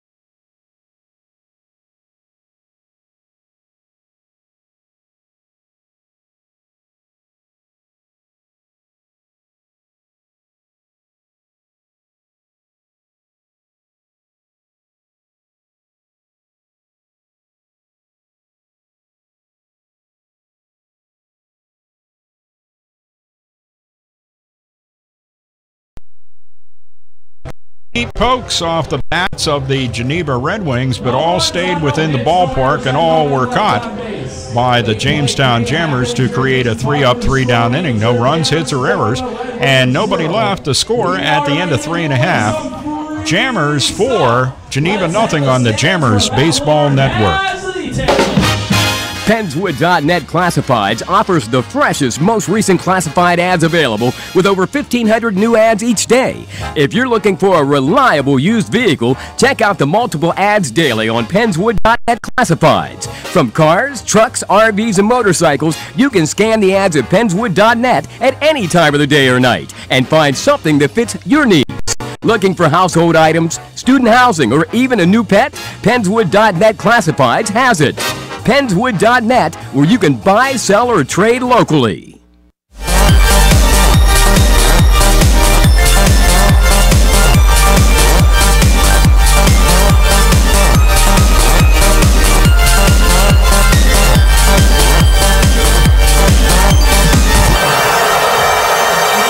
I'd like to give a shout out to the viewers of the YouTube stream tuning in tonight. Jamestown Jammers live stream on YouTube if you want to check it out. We also have the games for you every night. Download the TuneIn Radio app for your mobile device and search for Jamestown Jammers and join us here on the Jammers Baseball Network. You can do that tomorrow night at 6:35. Jammers half of the fourth, 8-9 and 1. Matt Cross, the DH, will be the first batter up to face Jordan Murphy, and the first pitch is inside and low, ball one. As you recall, Murphy suddenly lost touch with the strike zone back there in the third. 1-0 to Cross, misses outside and low, and the count is 2 balls and no strikes. He knows where that pitch is as far as the spot on the plate, but they've been a bit low. 2-0 the count in the pitch. Cross turns on one and fouls it out of play. Deep down the third base line. Count now 2-1 to Matt Cross. Saw one he liked and just didn't make good contact with it. 2 balls, 1 strike. Cross, the leadoff batter here in the bottom of the fourth. And the Jammers leading 4-0. That one is way up high, and the count is now 3-1. And the activity continues in the Red Wings bullpen.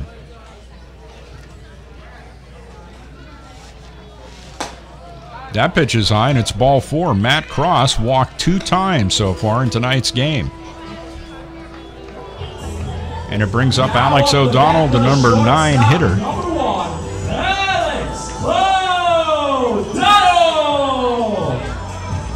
Looks like Devin King is up in the bullpen for the Geneva Red Wings.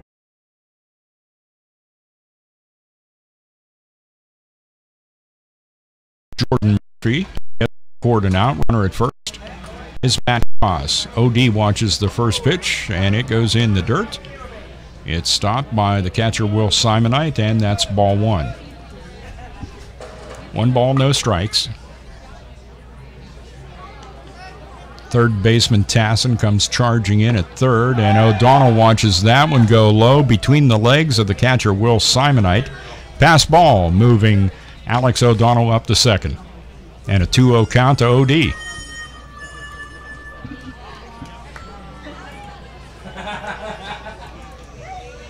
I always play that with errors for the road team. 2 balls, no strikes. Cross now at second with nobody out. Pretty good lead off the bag there. O'Donnell hits one high hop right at the bill of the cap of the second baseman Jake Lyle. He'll throw out Alex O'Donnell to Jake Evans.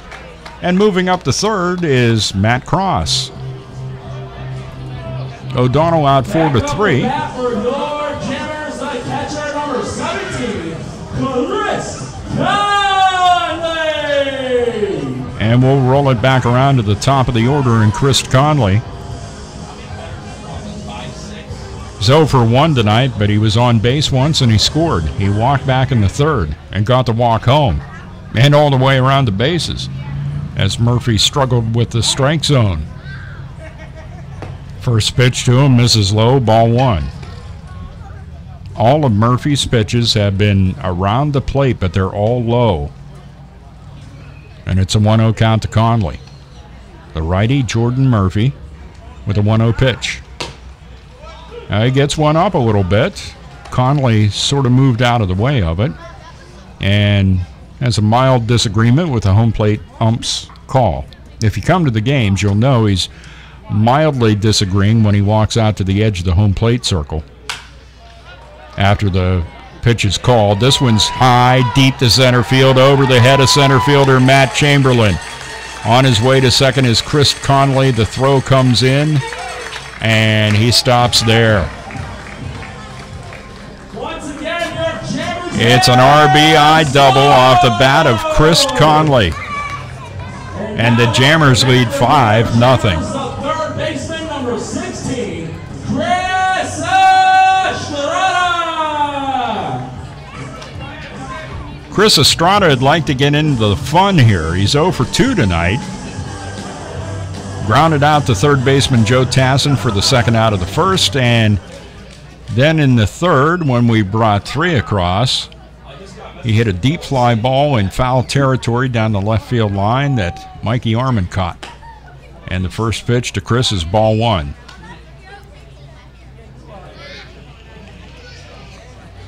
As Jordan Murphy finds the strike zone every now and then, and that's just not what you want.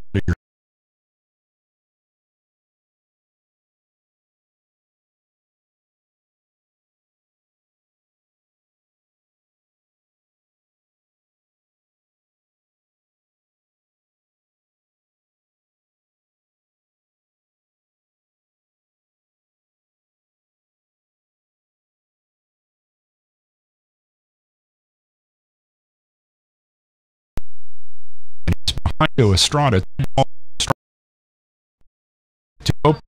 Chris Estrada sees one he likes and fouls it into the first base aluminum bleachers, as you can hear. Count 2-1. Or as Matt Smith may say, aluminium. Oh, not this Matt Smith, the other Matt Smith.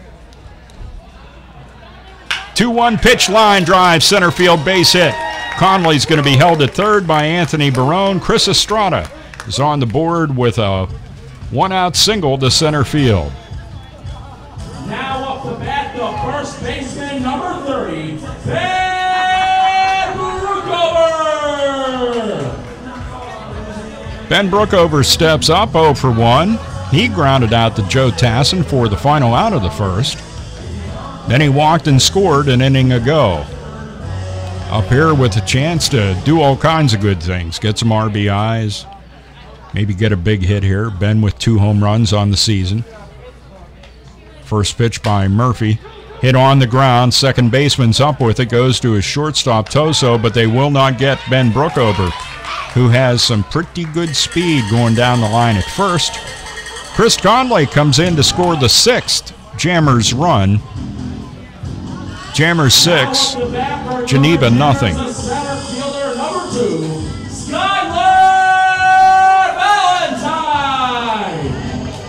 Brookover on a fielder's choice that he hit to the second baseman, and Estrada forced 4-6. 2 out, and Skylar Valentine will try to keep the inning going. High, deep to left center field, but catchable. Matt Chamberlain, the center fielder, ranges over and makes the catch of the deep fly ball off the bat of Skylar Valentine to retire the Jammers here in their half of the 4th inning. But another couple runs across on 2 hits, no errors for the Red Wings, and 1 runner left on base. Score at the end of 4, Jammers 6, Red Wings nothing on the Jammers Baseball Network. A boy born in Joplin, Missouri was fascinated by anything with wheel and a motor. The odds of him going on to fascinate millions with his talent, 1 in 260,000. The odds of him having 15 career NASCAR victories, 1 in 1.7 million. The odds of a child being diagnosed with autism, 1 in 68. I'm Jamie McMurray. More at autismspeaks.org/signs. Brought to you by Autism Speaks and the Ad Council.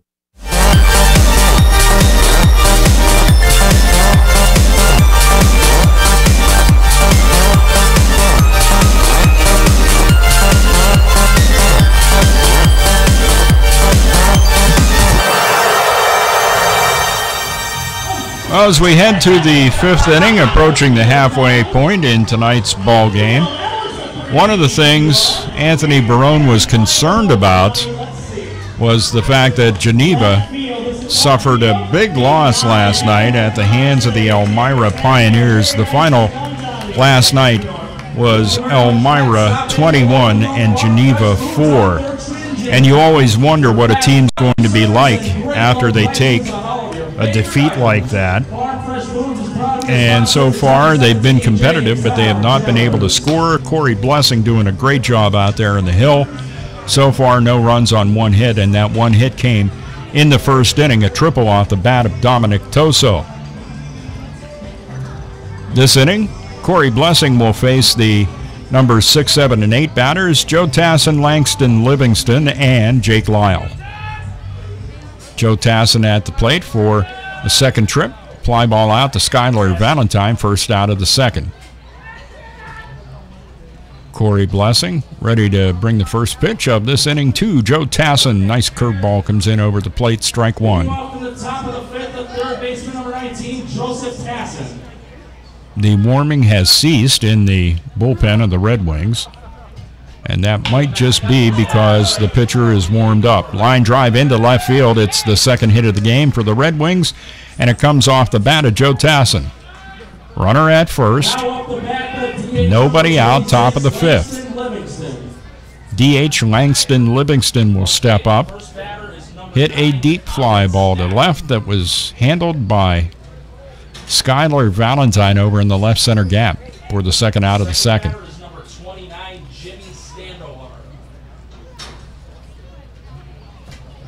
Runner at first. Joe Tassin gets his lead off the bag. Just a modest one. Blessing's first pitch on the outside corner, taken by Livingston, and strike one called. No balls, one strike.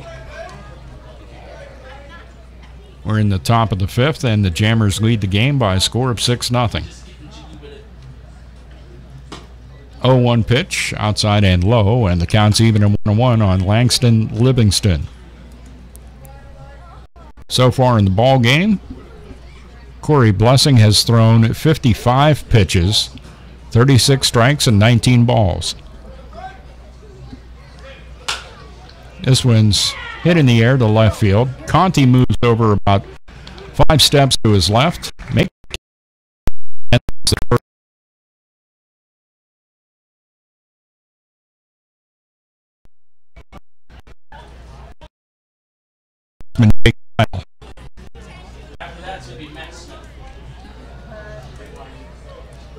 Lyle at the plate for a second trip. Grounded into a fielder's choice that ended the second.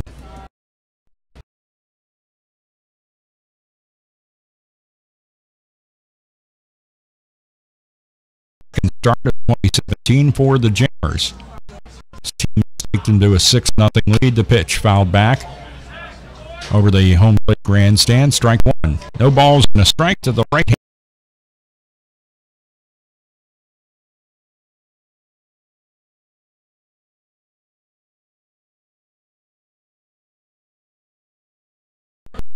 Jammers in script and navy across the front and trimmed in the neon green. Neon green trim on the sleeves, and the numbers in navy on the back trimmed in neon green. Next pitch to Jake Lyle, strike two called. No balls, two strikes to the right-handed hitting second base.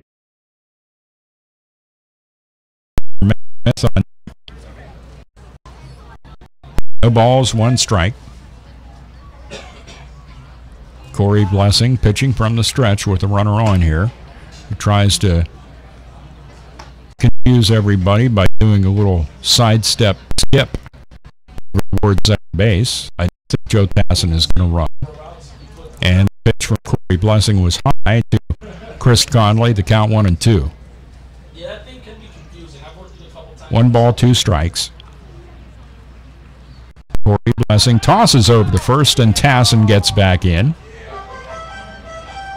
When he starts out, he doesn't have that big of a lead, but as the progression continues and Blessing gets ready to come to the plate, he keeps widening it out. Right at the edge of the cutout of the grass there. 1-2 pitch. Fouled back again. Jake Lyle hanging in there. 1-2 count on him.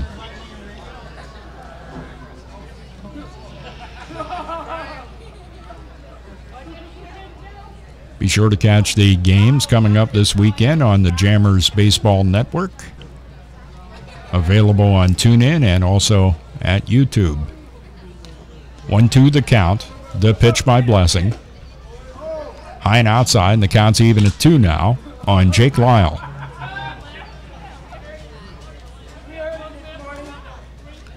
Jake Lyle from Franklin, Tennessee, attending Volunteer State Community College. 2-2 the count on him here. Leadoff single by Tassin. He's down first. Corey Blessing's break-even pitch is fouled back over the press box. Count still 2-2 on Jake Lyle. Dragging this at-bat out. This will be pitch number 7 for Corey Blessing here in the top of the fifth.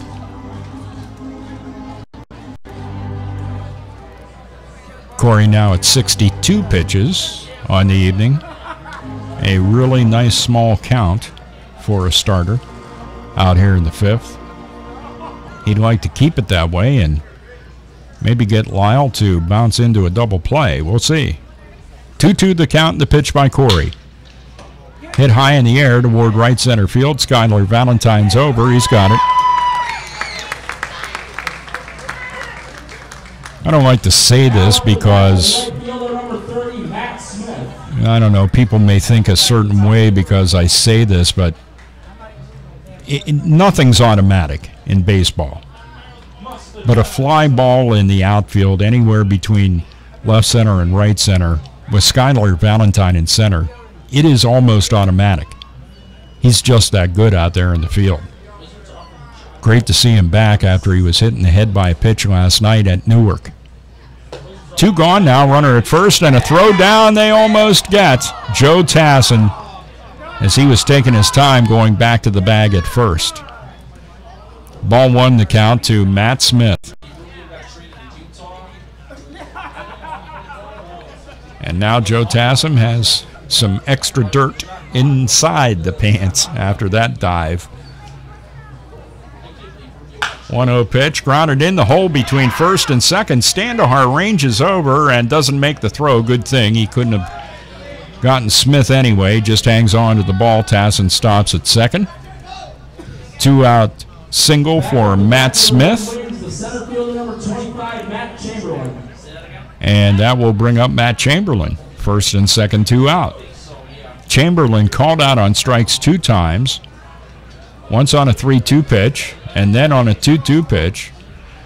Well, as you might expect, he disagreed with both. 2 out, 2 on.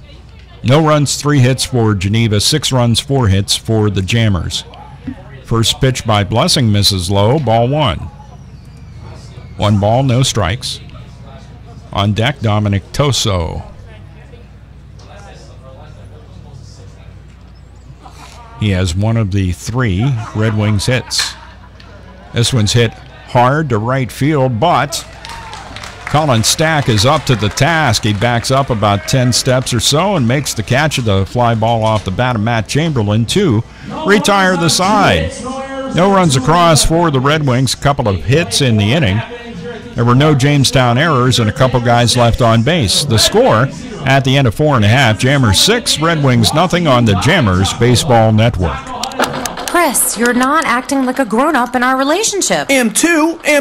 There's your comic book collection, the race car bed. I'm young at heart, but I put money into my 401k every paycheck. I'm taking control over my financial life, and that feels pretty grown-up to me. Put away a few bucks, feel like $1 million. For free ideas and easy ways to save, go to feedthepig.org. That's feedthepig.org. Are those footy pajamas? This message brought to you by the American Institute of Certified Public Accountants and the Ad Council.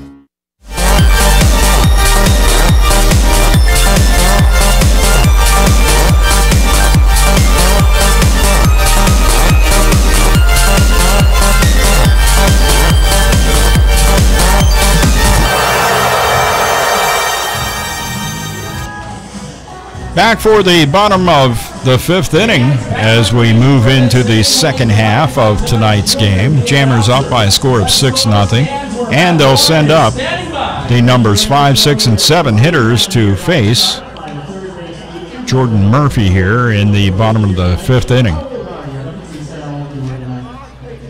Jammers with 3 runs across in the 3rd and a couple in the 4th. Single tally in the 2nd. And as I've said before, even with Common Core math, that adds up to 6. 6-0 Jammers lead.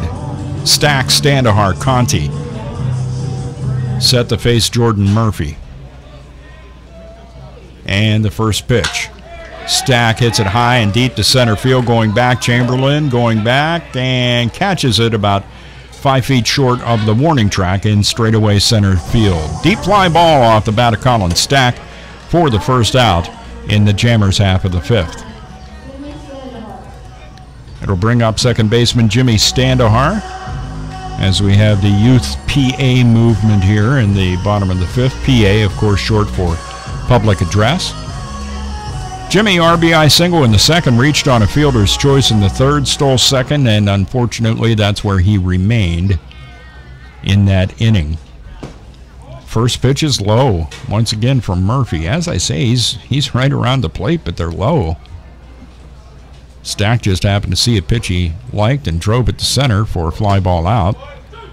That one catches the outside corner. Thought that one might have been a bit high, but Home plate umpire calls it strike one. Counts even at 1-1. One out, nobody aboard the pitch.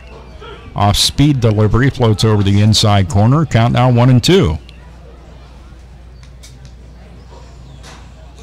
The best count that Murphy has been in as the pitcher for a while. High chopper down the third baseline. Waiting for it to come down out of the air is Tassin, and that wait, which he had no other choice on, by the way, was just too long. Jimmy Standahar has an infield single.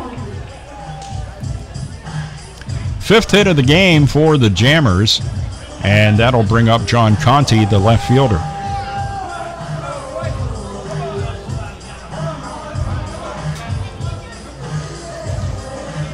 Standahar at first with one out. Conti at the plate. Tassin in on the grass at third. The pitch. Conti with a ground ball to the second baseman. Jake Lyle has trouble picking it up. Eventually does and gets John Conti. And that moves Jimmy Standahar up to second base. John Conti, first ball swinging, grounds out the second. Now off the bat, the DH number 21, Matt Cross. Matt Cross at the plate now with Standahar at second and two out. Matt's walked two times. Walked in the second and then walked and scored in the fourth when the Jammers brought two across. Standahar with a leadoff second in the pitch. There's the old PGCBO outside corner strike. Murphy got some height on that one and gets the call. No balls and a strike to Matt Cross.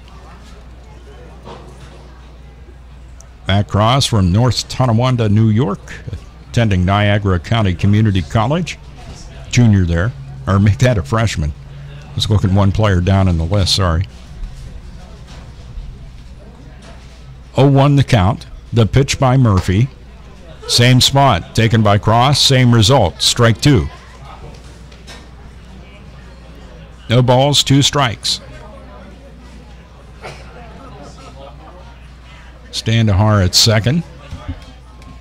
You never have enough runs in a game, so be good to see Matt Cross maybe get Jimmy in.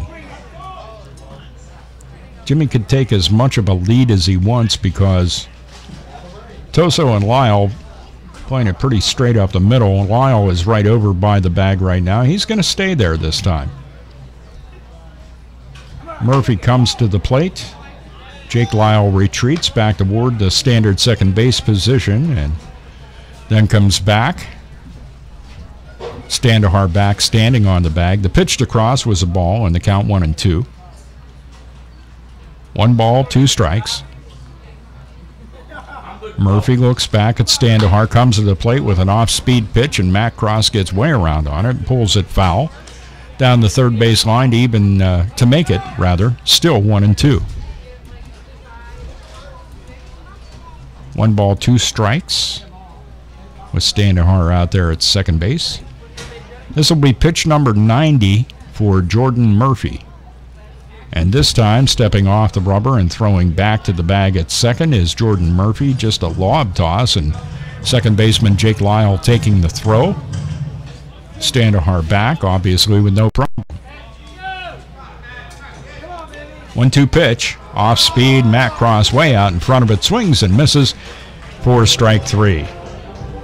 The Jammers do not score in the bottom of the 5th inning. No runs, a hit, no errors, and a runner left on base. We have completed 5. The score, Jammers 6, Red Wings nothing on the Jamestown Jammers Baseball Network. Back with the Red Wings half of the 6th after this.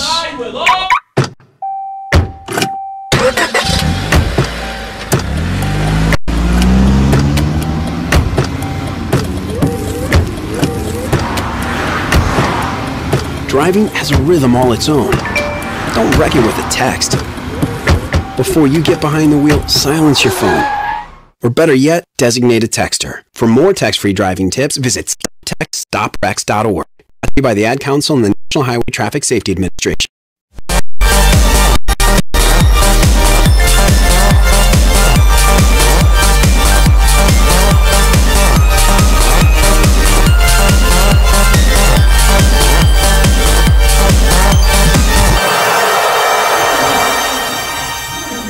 Jamestown Jammers lead tonight's game by a score of 6-0. We are in the 6th inning of play. The Jammers at the halfway point of the 2017 season, and a win tonight would take them to a 20-5 mark in the first half. As goes with many of the stats for the Jammers, outside of the fielding, this is some pretty heady stuff for a collegiate baseball team that the Jammers are. And one of the things that Anthony Barone did was bring back this core group of players in O'Donnell, Conley, Brookover, Valentine. And in doing so, has a group of guys that he knows all too well. And they have rewarded him with some outstanding play here in the first half of the season. Corey Blessing, another one of those veterans to the team, as he pitched for us last year, and he's a starter this year. He worked out of the pen season.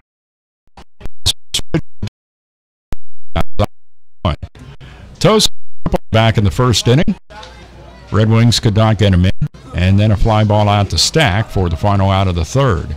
Up here in the 6th, 1-0 pitch, fouls it back off of Chris Conley's face mask, and it rolls over to where on-deck batter Mikey Arman is hanging out.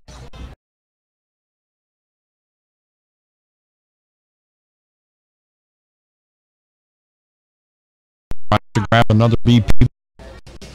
Not in that case. I guess that was too obvious. 1-1 the count. Activity again in the Red Wings pen. And with that pitch count up there for Jordan Murphy, it may be a change just based on that. Murphy throwing 90 pitches, 44 strikes, 46 balls. 2-1 pitch. High. 3-1 now to Dominic Toso.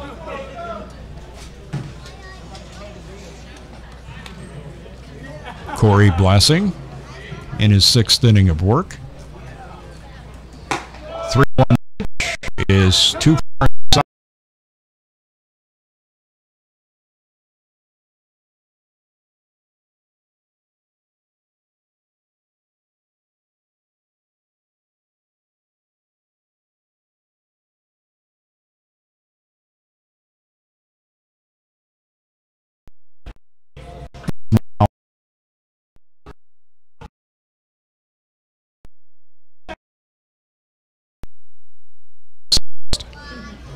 Corey Blessing has a look over and comes to the corner. Mikey Arman takes strike one.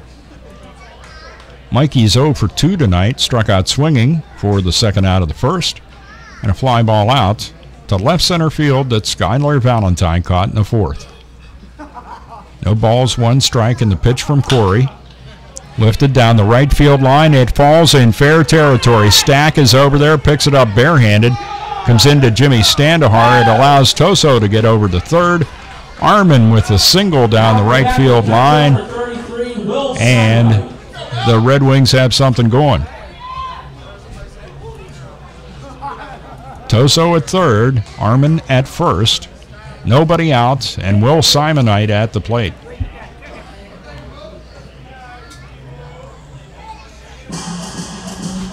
Now some time as Corey Blessing has to retie his left spike.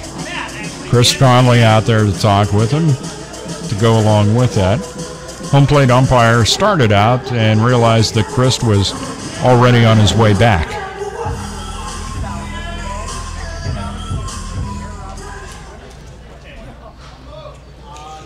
No runs, 4 hits now for the Red Wings. 6 runs on 5 hits for the Jammers. First pitch. Misses high outside, ball 1. Corey Blessing having his first inning of trouble in this ball game here in the top of the 6th. Runners at first and third. That one catches that outside corner and gets called strike 1. 1 ball, 1 strike. Runners at the corners and nobody out. Red Wings trying to make up a little ground here. trailing by 6. Blessings 1-1. Right across the middle of the plate, but low. Simonite checked his swing, and the count now is 2 balls and a strike. This version of the Red Wings road uniform, they look like the Phillies a lot. 2 balls, 1 strike pitch. Grounded, diving, Chris Estrada can't get it. It goes in the hole into left field, and then John Conti has some trouble with it, but recovers. Armand stops at second. Will Simonite, RBI single. Jammer 6, Red Wings 1. And nobody out. Runners at first and second, and here comes Hayden. Stuck out to talk to Corey Blessing out there in the hill. First baseman Jake Evans will face Corey after this discussion is over. Evans reached on a drop third strike wild pitch back in the second inning, and then hit a fly ball out deep, deep to right field for the final out of the fourth. Colin Stack went back and took that one step from the grass onto the warning track and caught it. 342 down the right field line, 414 into that right center gap. And the righties only have to deal with trying to hit the ball over a tall wall with a 325 foul line down the third baseline. Hayden Carter stays out there long enough to be chased by the home plate umpire. Everybody returns, and Jake Evans is ready to face Corey Blessing. First adversity that the Jammers have faced in tonight's game.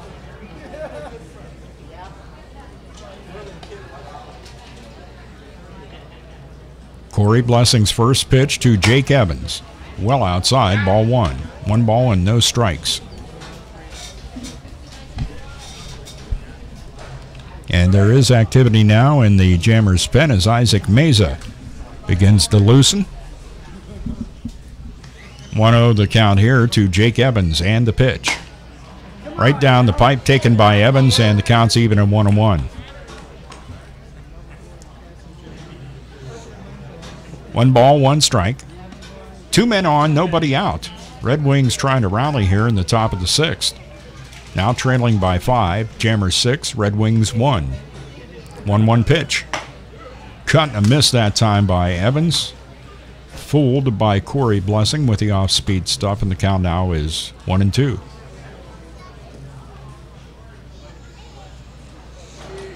One ball, 2 strikes. It'd be big for Corey to get Jake Evans at the plate if he can here. 1 ball, 2 strikes. And the pitch. Outside low, and the count's even at 2. Jake Evans in 2 games against the Jammers, hitting .500. That's 3 for 6, and he scored a run. At the plate in this situation with runners on base, Jake Evans on the season hitting .300. Fouls that one back to the home plate grandstand netting. Count remains even at 2.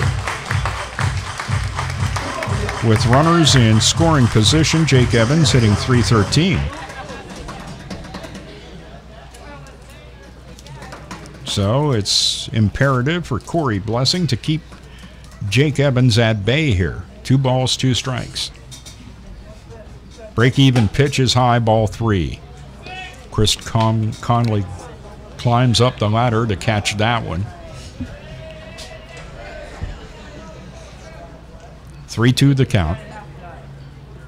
Runner down at second is Mikey Armand. Will Simonite with the RBI that is single down at first. Full count to Evans. The pitch. Across the plate a bit high, ball 4, and the bases are loaded. Armand to third, Simonite to second. Evans down at first, and third baseman Joe Tassin steps up. Third baseman number 19, Joseph Tassin. Tassin 1 for 2. Fly ball out to Valentine for the first out of the second and singled in the fifth. Up here in the sixth now with a big opportunity, bases loaded and nobody out. With the bases loaded, Joe Tassin at the plate for a fourth time, and he's batting 1,000. And he just about increased it. He got around a little bit too much on that and rips it foul down the third base line.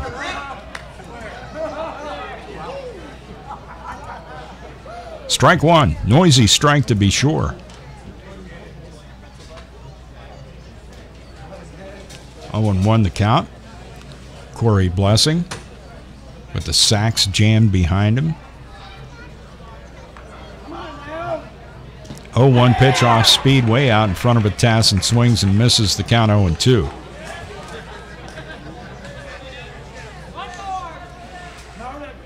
Corey needs a strikeout. No balls, 2 strikes. Corey Blessing ready with the 0-2. Foul tipped into the glove of Chris Conley. He catches it. That's out. Number 1. That's a huge one. Now the bat, the DH number 26, Langston Livingston. And for Corey Blessing, that's his 5th strikeout of the game. He's also walked 2, both in this inning. Toso, who has come in to score, and Evans down at first. 1 out with the bases still loaded for the Red Wings and a 6-1 Jammers lead. First pitch to Langston Livingston is high for ball 1. Livingston fly ball out, deep to left center, caught by Valentine, second out of the second. And a fly ball out to Conti for the first out of the fifth. John Conti in left. The outside pitch pops out of the webbing at the catcher's mitt of Chris Conley, but no advance by anybody as it just went over toward that cutout circle. Off the home plate circle, and the count is even at 1 on the DH, left-handed hitting Langston Livingston. 2 balls, no. I have it at 1-1. Yeah, it is 1-1. And that pitch is on the inside corner for a strike.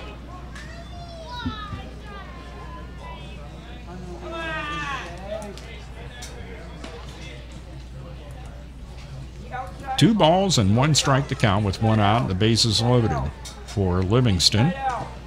That pitch hits about 6 inches in front of the plate, bounces up. Chris Conley catches it. Ball 3. Langston Livingston, with runners on base, hitting .231, has yet to get a hit with the bases loaded. He's been in that situation 2 times, and just .167 with runners in scoring position. Tries to check his swing. He does not. It's strike 2.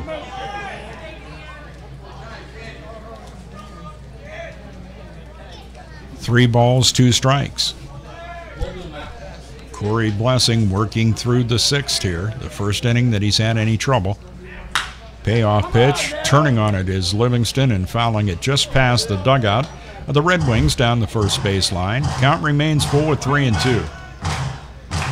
Langston Livingston is from Philadelphia, the city of brotherly love, attending St. Joe's in PA, freshman there.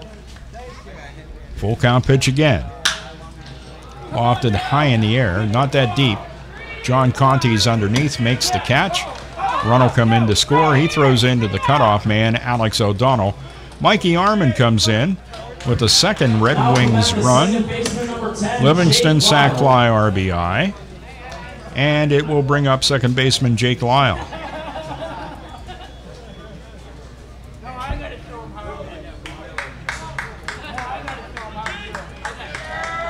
And Jake Lyle will become the 7th batter to the plate in the inning. Out of the first 4, 2 singled, 1 walk. Line drive, center field. Valentine drifts over, makes a catch.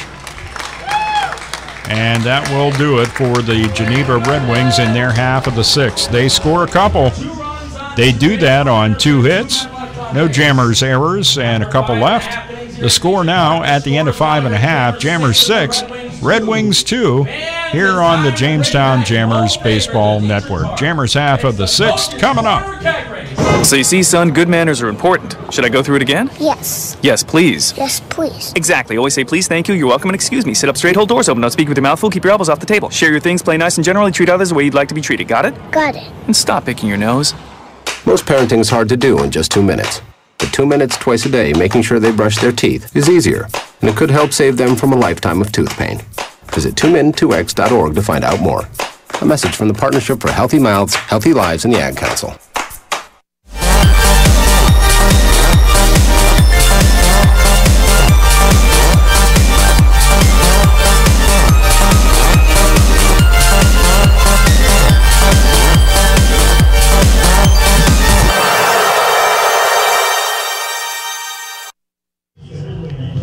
Back at Russell E. Dietrich Jr. Park in Jamestown, New York, there is a pitching change for the Geneva Red Wings to face the Jammers here in the bottom of the 6th inning. Devin King, who had been warming in the bullpen earlier, is the young man that comes in to face the Jammers in their half of the 6th. And he'll face 9, 1, and 2. Alex O'Donnell, Chris Conley, and Chris Estrada. Jammers had a 6-run lead up until the top half of this inning. Geneva picked up a couple. The kind of team that always hangs around and tries to get back into games and trying to claw back into this one. So Jordan Murphy's night is done out there in the hill. And Devin King, the right-handed pitcher, comes in. Let's take a look at the final numbers for Jordan Murphy. He went 5, faced 26 batters. Jammers got 6 runs on 5 hits. Murphy had such trouble with control there in the 3rd and the 4th. He kind of got it back there in the 5th. He walked 6 overall, struck out 1, 90 pitches, 44 strikes, 46 balls. OD at the plate, squares the bunt, pulls back, and watches that one float outside for ball 1. 1 ball, no strikes. The pitch to OD. Started to swing and stop. Maybe should have taken a cut at it. Count is even and 1-1. Devin King from Easton, PA, attending post. A freshman there. Next pitch to O'Donnell, ball 2, and the count now 2-1.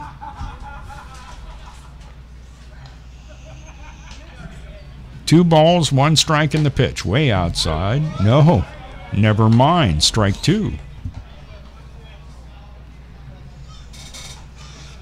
Count evens up, 2 balls, 2 strikes. OD, the leadoff batter here in the bottom of the 6th. 2-2 pitch. It was over the middle of the plate but low, and the count is full with 3-2. 3 balls, 2 strikes.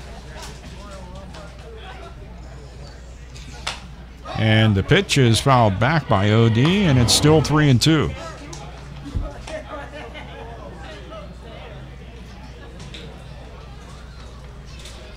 Corey Blessing struggled in the top half of the 6th inning, gave up 2 runs. Still has enough pitches in him, I think, to come out for the 7th. This one's hit toward the right center gap, but coming over is Matt Smith as it kind of curves toward him as well off the bat of OD.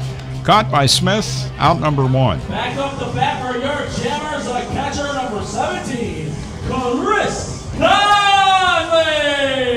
1 out, nobody aboard for Chris Conley,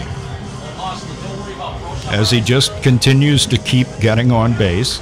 Fly ball out, pretty deep to center field for his first swing of the game that got a ball in play. Caught by center fielder Chamberlain. He then walked and scored in the 3rd. RBI double for him in the 4th, and then he came around to score as well. Jammers scoring 3 in the 3rd and 2 in the 4th. And the first pitch to Chris was strike 1. Devin King's 0-1. Outside corner taken by Conley. Strike 2 called. We'll see how far Chris backs out of the batter's box. Didn't quite make it to the grass of the cutout circle. He's back in. No balls, 2 strikes, and the pitch from King. Conley rears back to get out of the way, and it's called strike 3. And Chris just immediately heads toward the dugout. Didn't see it that way from up here, but that's from up here. Baseman number 16, Chris Estrada. 2 up, 2 down for the Jammers here in the bottom of the 6th. Devin King, pretty effective so far. Estrada's 1 for 3 in the night. First pitch to him, misses high, ball 1.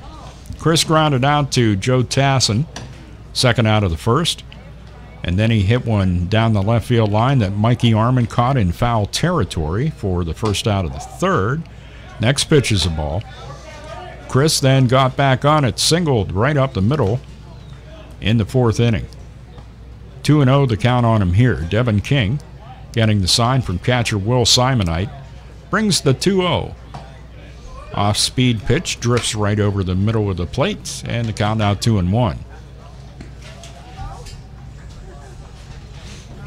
Activity again in the Red Wings bullpen down the right field line. Pitch is inside low, hits the dirt and bounces over the umpire and rolls back to the home plate grandstand. The count now 3-1.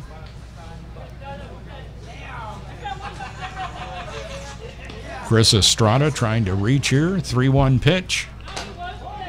Inside, ball 4. So after getting the first 2 up and down and striking out Conley on 3 pitches, he walks Estrada on the 5th pitch of the at-bat.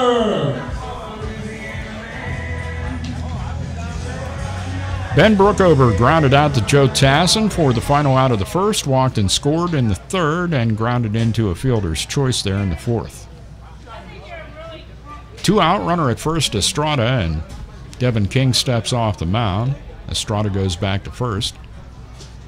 Tags up. Has a big lead there. The pitch is in the dirt, and it's blocked by Will Simonite. No chance for Estrada to advance, but it's another ball from Devin King.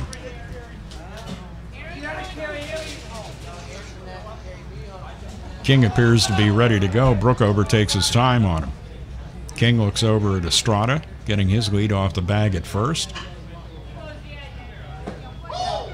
Outside low, count 2-0.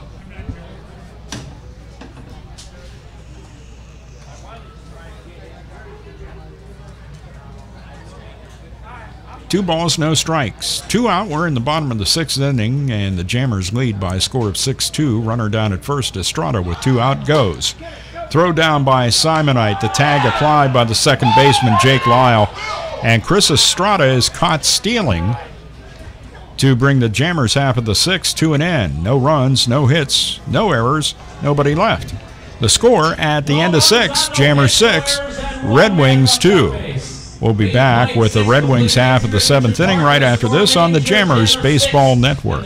There are many sounds in your daily life. Ones that make you smile. Ones that help you relax. And there are some sounds that can help save lives.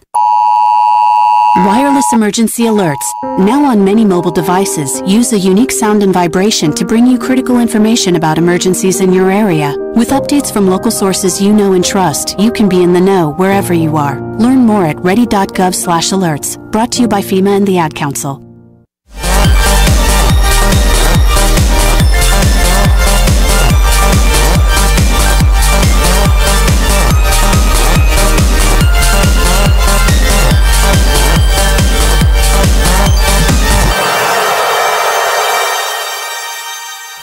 Corey Blessing's night is done. Isaac Meza was warming in the bullpen, and he is now on the mound for Anthony Barone's Jamestown Jammers. Final numbers for Corey Blessing on this start. He goes 6, faces 26 batters, gave up 2 runs on 5 hits, walked 2, struck out 5, I have a wild pitch to his credit, and he threw 96. 60 strikes, 36 balls. Pretty decent strike-to-ball ratio, I'd say, for Corey Blessing, and a good night's work. Into the Jammers pen, which has been very reliable for Anthony Barone here in 2017. And another part of the reason why the team came into this game with a mark of 19-5. Isaac Meza in his 7th game. He's thrown 9 1/3 to this point. Has given up 3 runs on 5 hits, but none of those 3 runs were earned. He's walked only 2, struck out 9, faced 36 batters, and they're averaging just 147 with Isaac Meza on the hill. Matt Smith will lead things off for the Geneva Red Wings in their half of the 7th.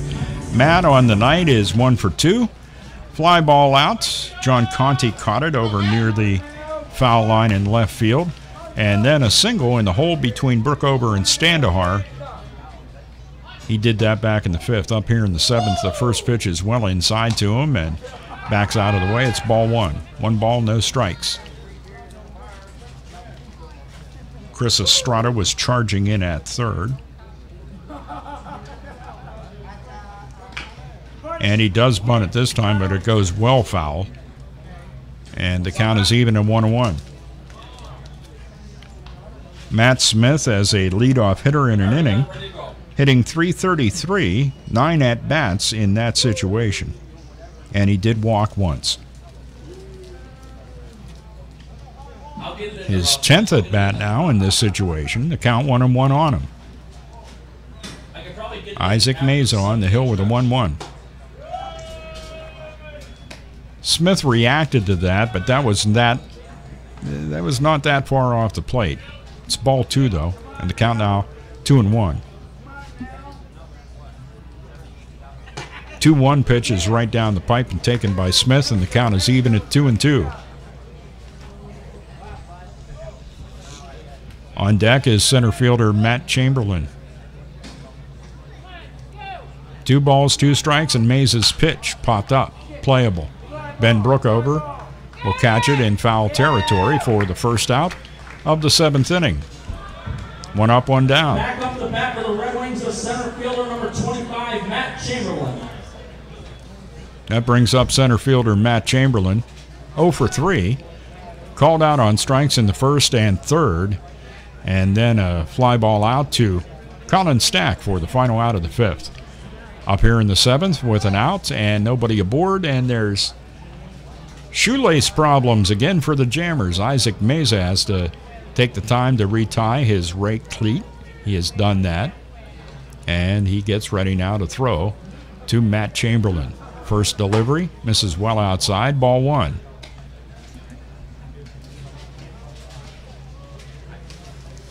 Jammers 6, Red Wings 2, top of the 7th inning. That pitch taken by Chamberlain. He had a notion, he held back, but he should have maybe taken a cut at it. It's strike 1. Counts even at 1-1. Matt Chamberlain hails from North Branford, Connecticut. He's attending New Haven, a freshman there. And the off-speed pitch by Meza. He has an assortment of stuff, about 4 pitches that Isaac throws. And he's ahead of Chamberlain 1-2. 1 ball, 2 strikes, and the pitch by Isaac. Chris Conley tried to frame that back in over the plate, didn't get the call. 2-2 the count.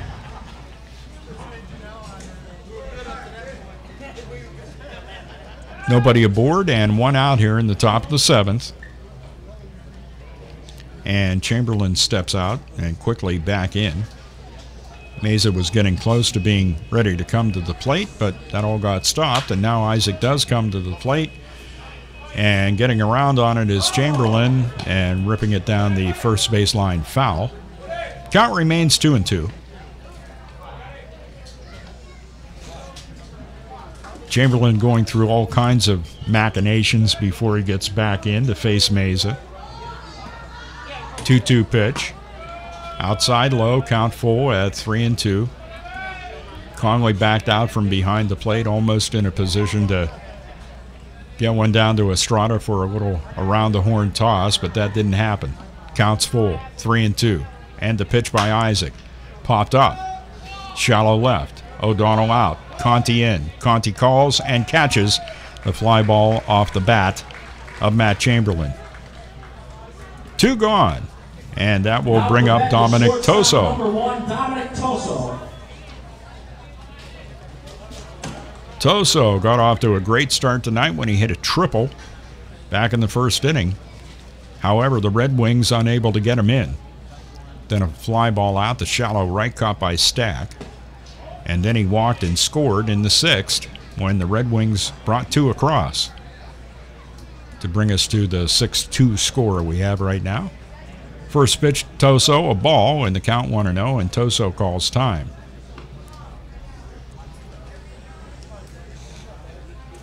If he thinks Isaac Mesa's taking a long time, he ought to be at the plate when Connor Ryan's out there. 1-0 the count. And the 1-0 pitch. Misses, ball 2. And I don't mean that negatively about Connor. That's just the way he works when he's out there on the mound. 2 ball, no strike pitch. Over that outside corner, the PGCBL favorite. 2-1 the count.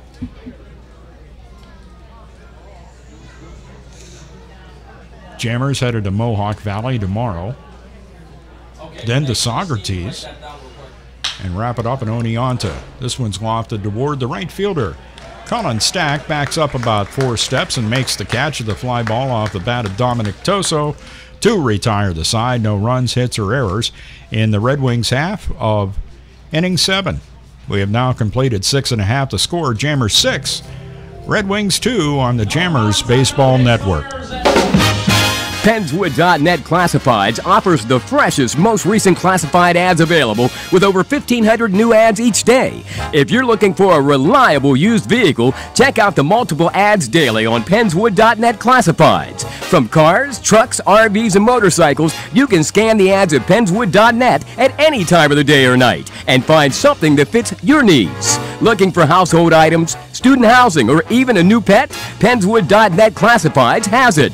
Penswood.net, where you can buy, sell, or trade locally.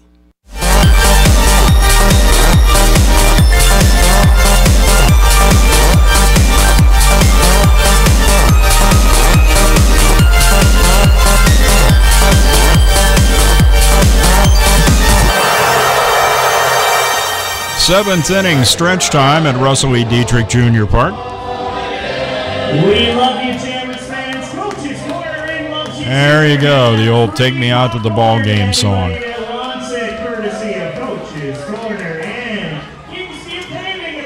There's one thing that I cannot understand. I love how television brings us so many baseball games out of the major leagues these days.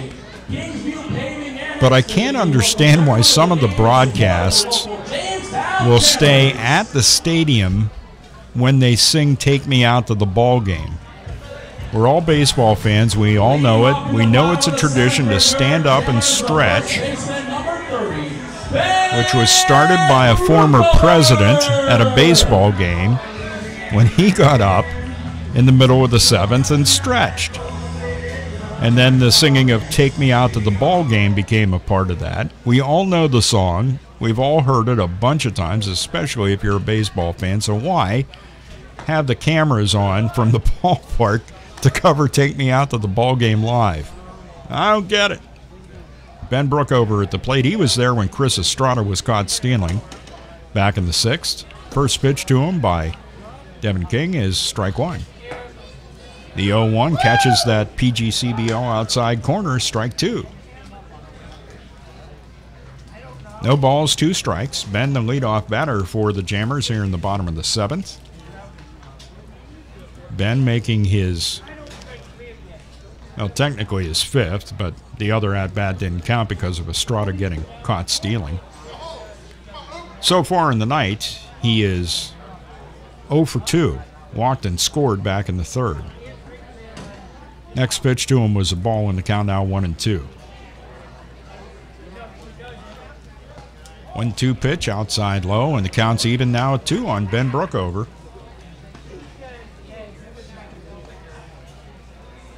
Ben Brookover hitting .295 at Russell E. Dietrich Jr. Park.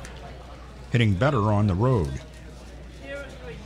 2-2 the count.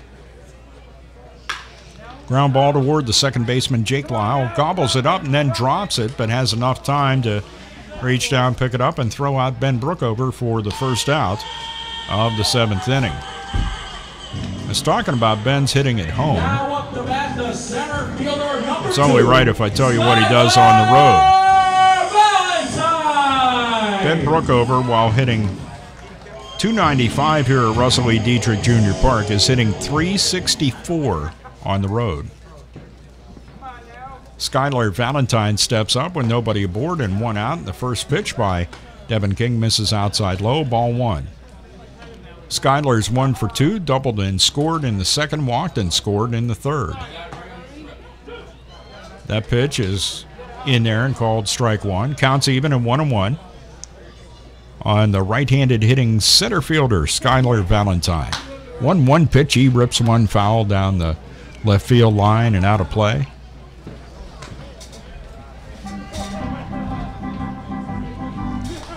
Sizing up the Jammers bullpen with that foul ball.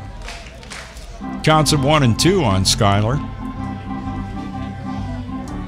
If you weren't with us last night in that doubleheader at Newark, a big scare when Skylar was hit in the area where the batting helmet comes down behind the left ear. Pops this one up. That'll be playable. Shortstop out seems to have trouble finding it, but eventually Toso zeroes in on it and makes the catch. Pop out the shallow left, caught by the shortstop Toso, retires Valentine, and the second out in the Jammers 7th. Skylar was at the plate, sitting in the batter's box then for a good 10 minutes after that. Trainer came out from Newark and checked him over, and he wanted to go in, and he took his base for being hit by the pitch and continued to run the bases and finish that out, but then didn't feel that well after that happened and decided to sit out the rest of that game, rightfully so. Colin Stack at the plate with a count now of 2-0 on him. Stack in tonight's game is 0 for 2. He walked back in the third. 2-0 pitch, off-speed delivery. Eventually floats in behind the plate in the dirt and hits off the toe of one of Will Simonite's cleats. Counts 3-0 to Stack. Devin King on the hill to 3-0. Stack was ready to cut if the pitch would have been anywhere near the strike zone, but he watches ball 4. Walks on 4 straight pitches from Devin King. Number 29, Jimmy Standohar.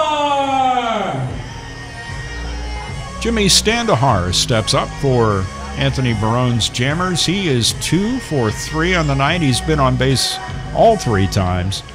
RBI single for him in the second, reached on a fielder's choice in the third and stole second, and then he singled in the 5th. And the first pitch to him's outside, ball 1.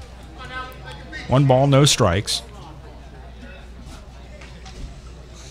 Stack at first and 2 out. Had a stretching his lead out there, and King made a nice quick toss over to get Colin diving back into the bag at first.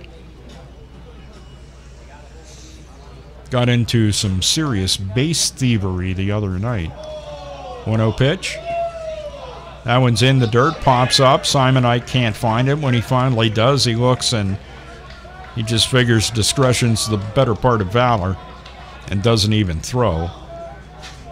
Move up, Stack to second base, and unfortunately we're going to have to call that a wild pitch.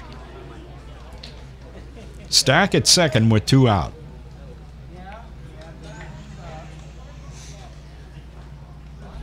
.2-0 the count on Standohar. 6-2 Jammers lead over Geneva.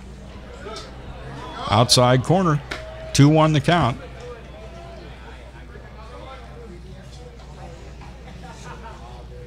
2 balls, 1 strike. Devin King on the hill in relief of the starter Jordan Murphy. 2-1 pitch. Way outside in the dirt, and the count now 3-1. Colin Stack keeping those middle infielders active with the lead he has off second base. 3-1. Jimmy fouls it back over the roof of the home plate press box. Counts now full at 3-2.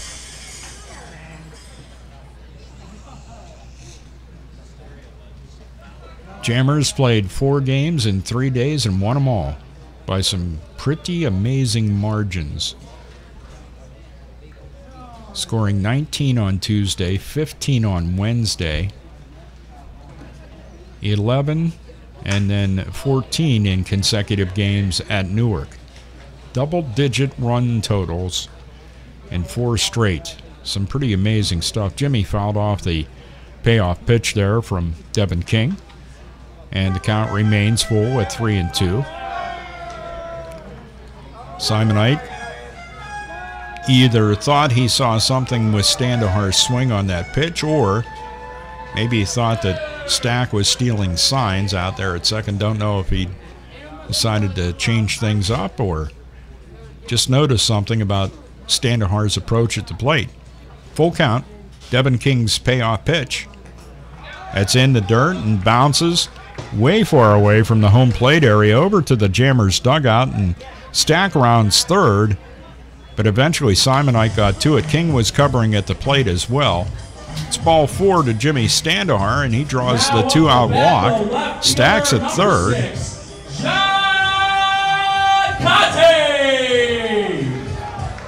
Left fielder John Conti steps up.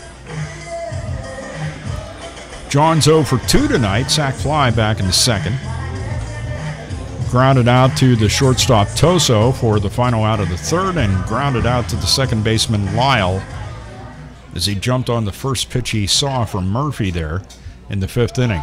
There goes Standahar, and that's a defensive indifference for sure. It's a strike to Conti. Standahar's at second.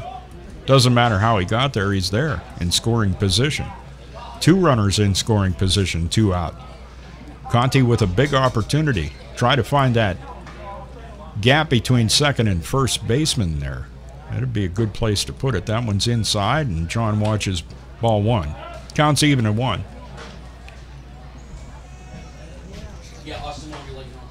One ball, 1 strike. 2 out, 2 on for the Jammers here in the bottom of the 7th. 1-1 pitch.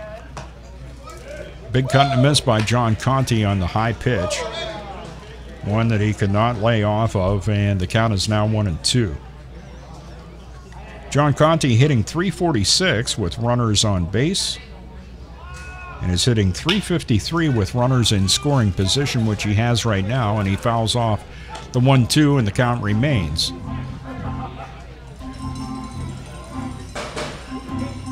One ball, 2 strikes, 2 out, and 2 on.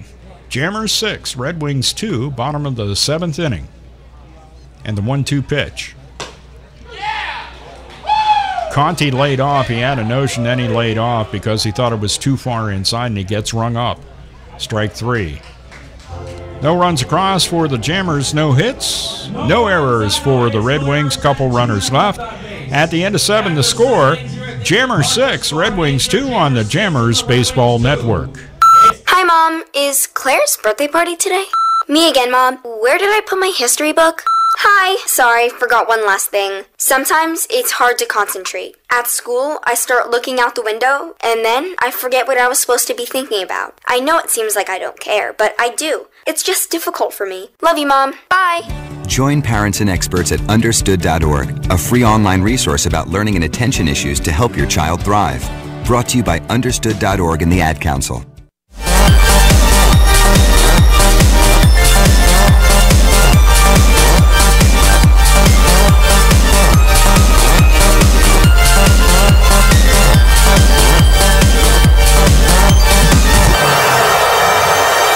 Left-handed reliever Nolan Hunt has come in Isaac Mesa's evening is complete, and a fine one it was, as Isaac goes an inning, faces 3 batters.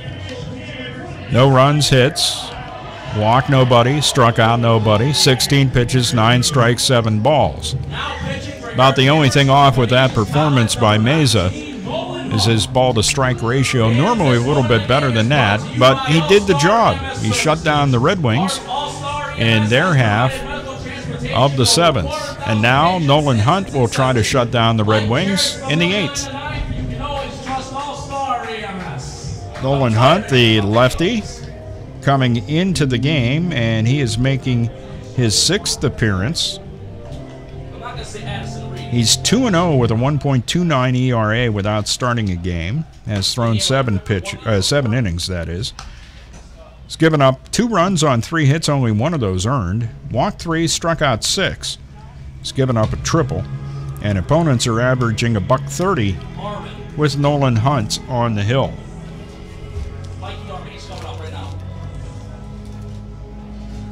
It'll be Mikey Arman, Will Simonite, and Jake Evans due up to face him.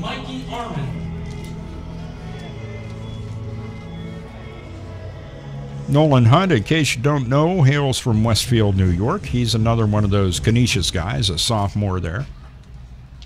Ready to face Mikey Arman, the Fairfield, Connecticut product. And the first pitch by Hunt, fouled back by Arman. Strike 1. No balls and a strike.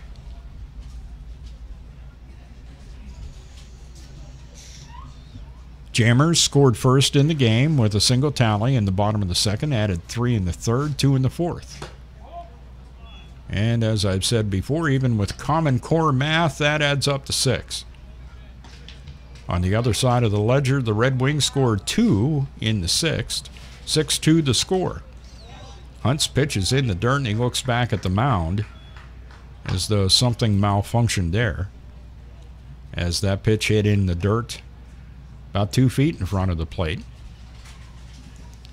2-1 the count, and the 2-1 pitch by Nolan Hunt.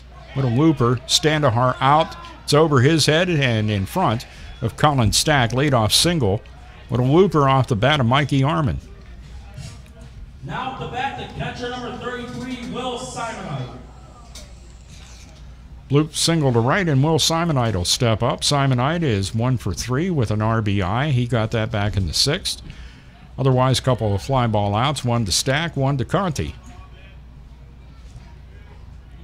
Conti in left, Stack in right, Valentine in center.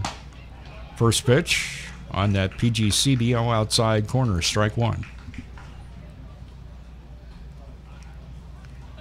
No balls, 1 strike. Runner at first, nobody out. Quick toss over by Nolan Hunt, diving back in safely, Mikey Arman. They almost picked him off once before with Corey Blessing out there in the hill. 0-1 pitch, fouled off, strike 2. Nolan Hunt ahead of Will Simonite. No balls, 2 strikes. Activity continuing in the Red Wings bullpen. We're in the top of the 8th, 6-2 Jammers lead. Nolan Hunt, 3rd pitcher of the night for the Jammers. Sharp shot in the hole between short and 3rd and into left field for a base hit. Arman stops at 2nd. First 2 men up are on against Nolan Hunt. Now at the bat, the first baseman number 6, Jake Evans. A bloop and a rope. And the Red Wings have something going. Typical Red Wings game as they hang around. You give them the chance, and they're going to put some runs across the plate. So far, just 2. Jammers able to put 6 across. And the first pitch to Jake Evans, the first baseman, misses low, ball 1. 1-0 the count.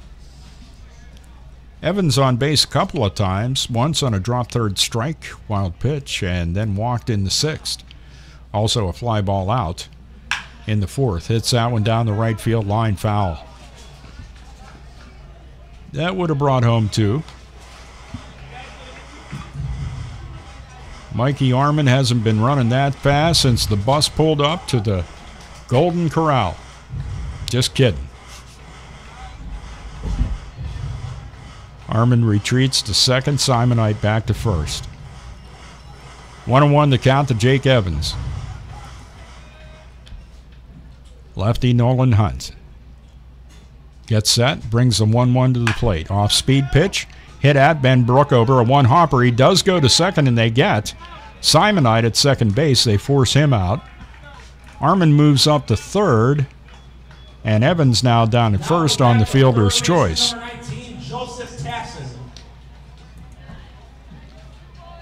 Simonite forced out, that is, 3-6. Joe Tassin steps up with an opportunity for the Red Wings. Runners at the corners and one out. First pitch by Hunt. In there, strike one called. And from the time that crossed the plate until the umpire made a verbal call, Tassin was just staring at him. Stares at him again, and it's ball one. 1 ball, 1 strike the count. Evans at first, Armin at third, one out. 1-1 pitch. Fouled over the first base bleachers and out of play, and the count is now 1-2 on Joe Tassin. On deck, there will be a pinch hitter for Langston Livingston. We have a pinch hitter coming, Doc. This one's popped up. Right fielder Colin Stack over near the line, makes the catch, tagging at third, and coming home is Mikey Armin with the third Geneva Red Wings run to make the score 6-3. And like I say, they keep hanging around and clawing back into games. This is the way the Red Wings play. There's no safe lead.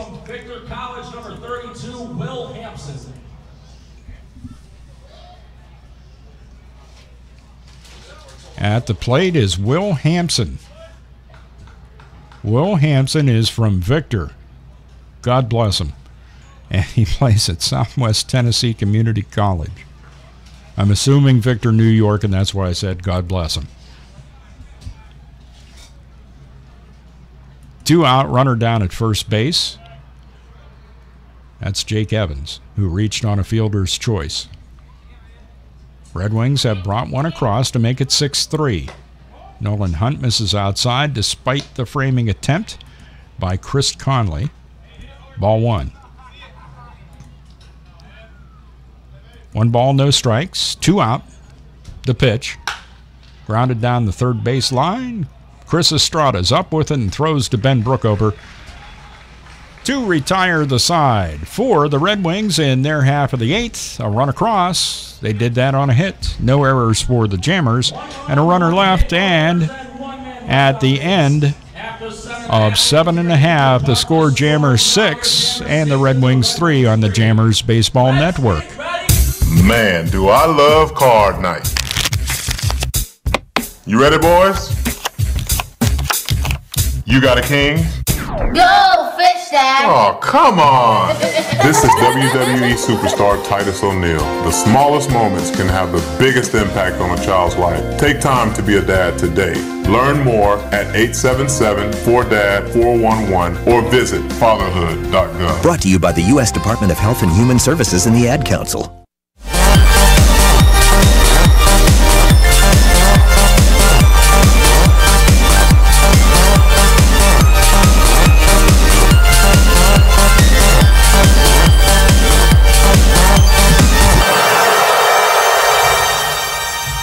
And another pitcher appears on the mound for the Geneva Red Wings. Jamestown Matches has been your best choice for betting for over 130 years. With over 30 handcrafted models to choose from. Trying to catch the number out there. Sometimes red just kind of fades against gray when you're looking at it from a distance. Visit JamestownMatches.com for more information. Go Jammers! It would appear to be number 11, Justin Barr, but that may not be right. We're going to have to hang in there.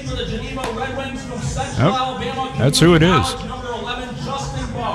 Barr is listed as an infielder on the roster for the Red Wings, but he's out there on the mound right now, and he'll face Matt Cross to start the inning here. Leading off right here, Jammers in the bottom of the 8th, the DH number 21, Matt Cross. Matt Cross, the DH in tonight's game.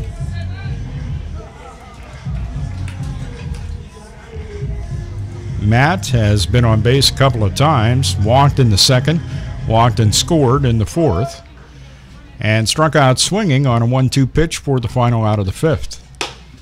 First pitch is inside, some heat brought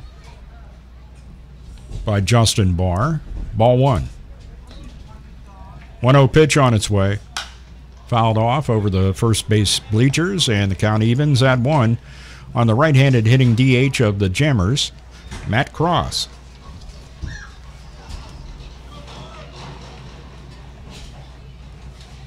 Matt Cross, the North Tonawanda, New York product, with a 1-1 count on him. This one's ripped back to the home plate grandstand netting, and the count now 1-2.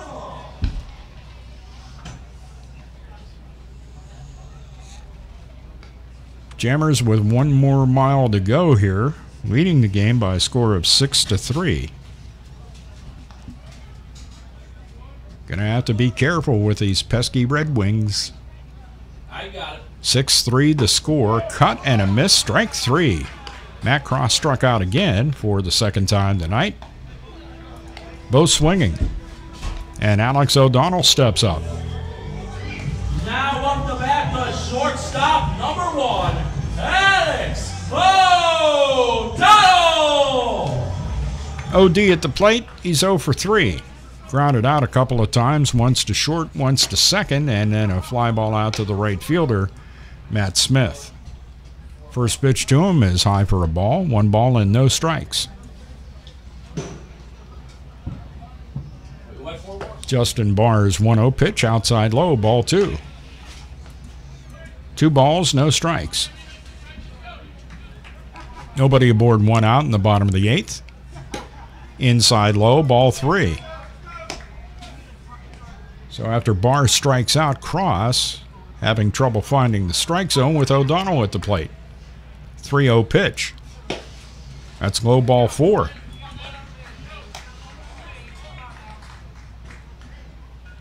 Barr was right in around the plate area, but everything was low to OD.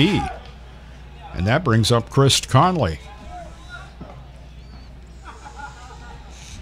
Chris on the night is 1 for 3. A fly ball out in the first. He walked and scored in the third. RBI double in the fourth. Called out on strikes in the sixth on 3 pitches. That just doesn't happen. But it did back in the sixth. That pitch is over the inside corner, taken by Conley. Strike 1. 0-1 the count.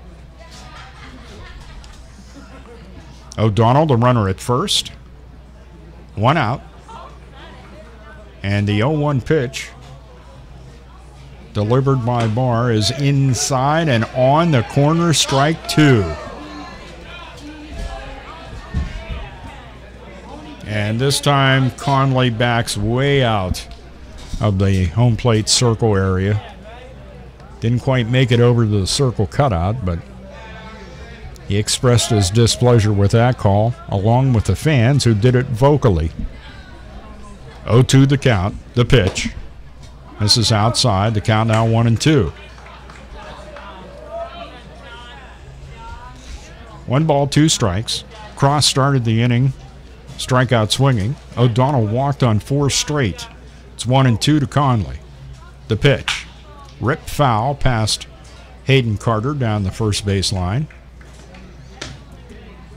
1-2 the count. One of the Red Wings retrieves the ball after it bounced off the perimeter chain link down there that marks the field of play here at Jamestown, and rolls it back into Hayden Carter. Takes his time, goes over and picks up the ball.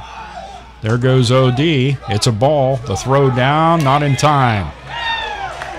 Shortstop Dominic Toso unable to put the tag down to get Alex O'Donnell give OD a stolen base and make the count 2-2 on Chris Conley.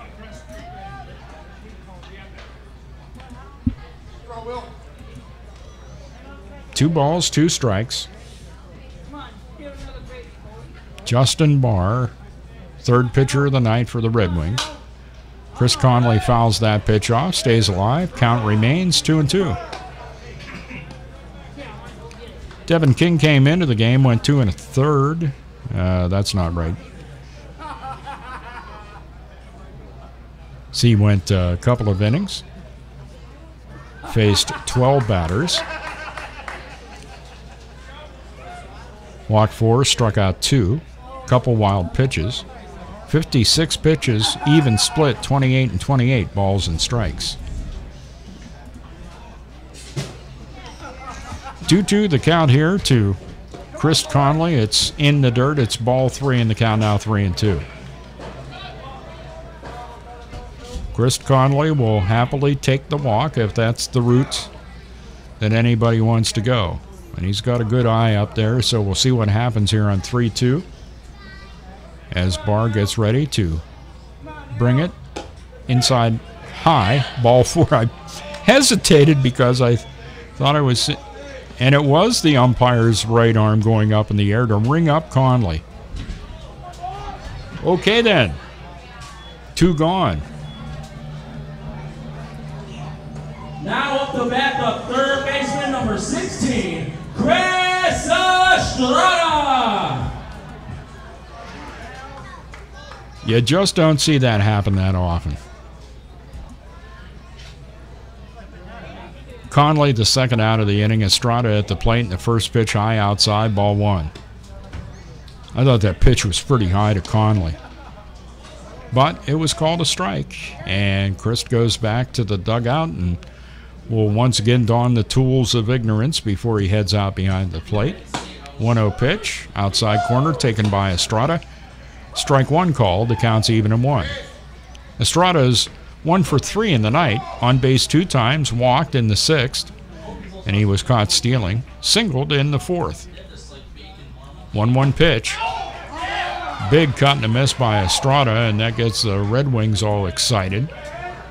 The count now is 1 ball and 2 strikes.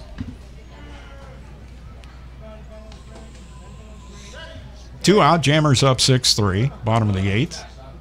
1-2 pitch on its way. Swing and a miss, strike 3. Tough at bat for Chris Estrada, striking out.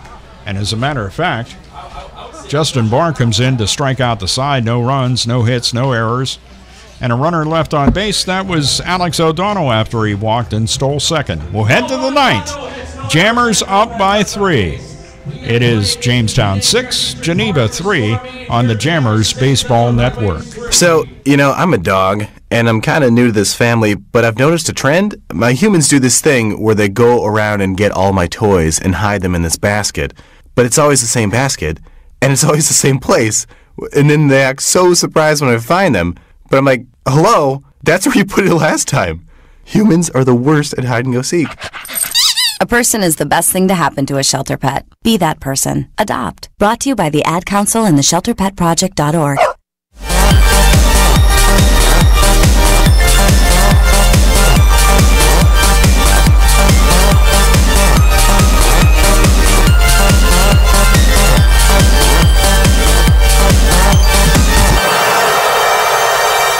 All right, now it's up to Nolan Hunt to bring this one home for the Jamestown Jammers as he comes out to start on the hill in the top of the 9th inning. He'll face 8, 9, and 1. Jake Lyle, Matt Smith, and Matt Chamberlain for the Geneva Red Wings. Check out their great food specials plus full service gas on select days.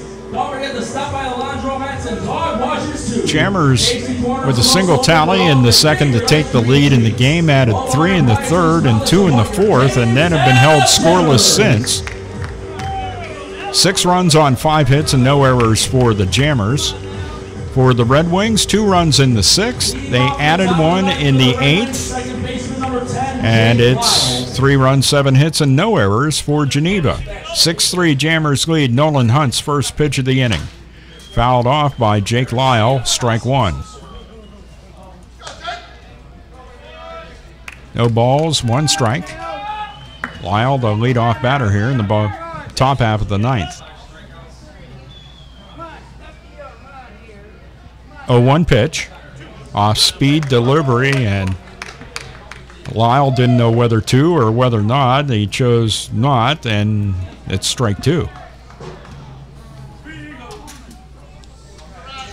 No balls, 2 strikes.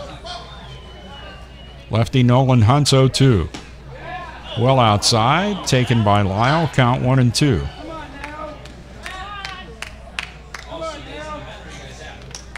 One ball and 2 strikes. Tomorrow night, the Jammers in Mohawk Valley to take on the Diamond Dogs. 1-2 pitch.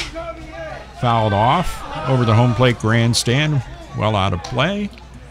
And the count remains 1-2.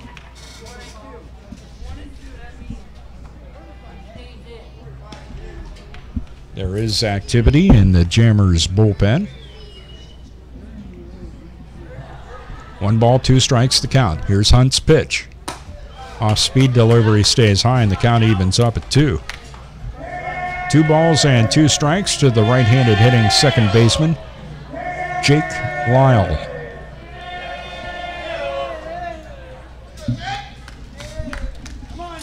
Two pitch. Just misses. Conley was holding the glove there, and from up here, I was over the inside corner. So the only question would have been height. And the count now full with 3-2. 3 balls, 2 strikes. Nolan Hunt's payoff pitch. Off-speed deliveries popped up to center fielder Skylar Valentine. Ranges over into left center field and makes the catch for the first out of the top of the 9th inning.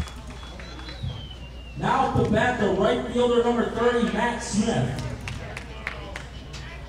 Conley was so frustrated on that ball call that he threw the ball back. And he wasn't doing it to Nolan Hunt. It was just there was frustration with the call, and he just zinged it back there. 1 gone, nobody aboard. Matt Smith at the plate.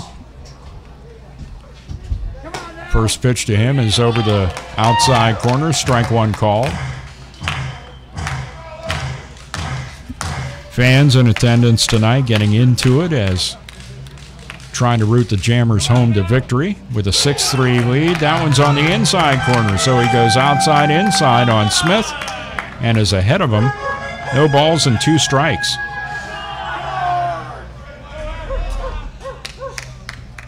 Oh-2 the count. The pitch. Outside corner, strike 3 called, 2 gone.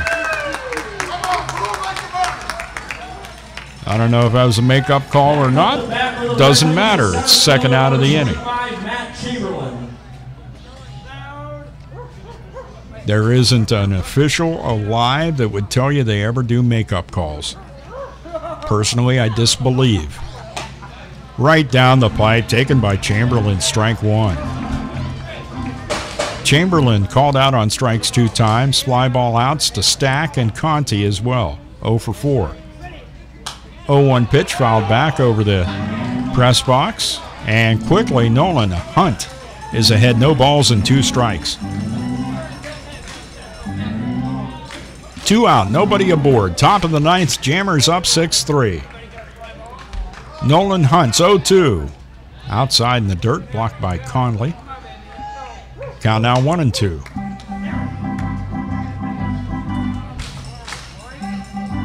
Somewhere, Mr. Berra is uttering his phrase when it comes to this game. 1-2 pitch is in the dirt, ball 2. And the count now evens up on Matt Chamberlain at 2-2. 2 balls, 2 strikes.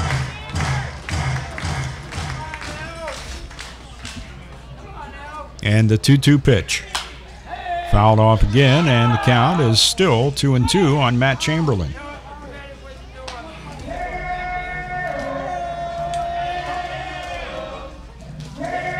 Jamestown Jammers currently coming into the game on a 5-game winning streak, 4 of those on the road and 1 here at home against Elmira.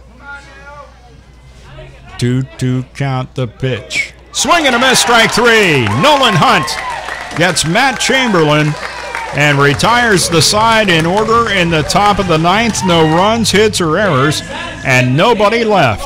The Jamestown Jammers come back home to pick up a 6-3 victory over the Geneva Red Wings. Catch us again tomorrow night. We'll be on the road at Mohawk Valley to take on the Diamond Dogs. For Anthony Barone, the rest of the Jamestown Jammers, and everyone here at Russell E. Dietrich Jr. Park, this is Dave Shannon saying good night, everybody.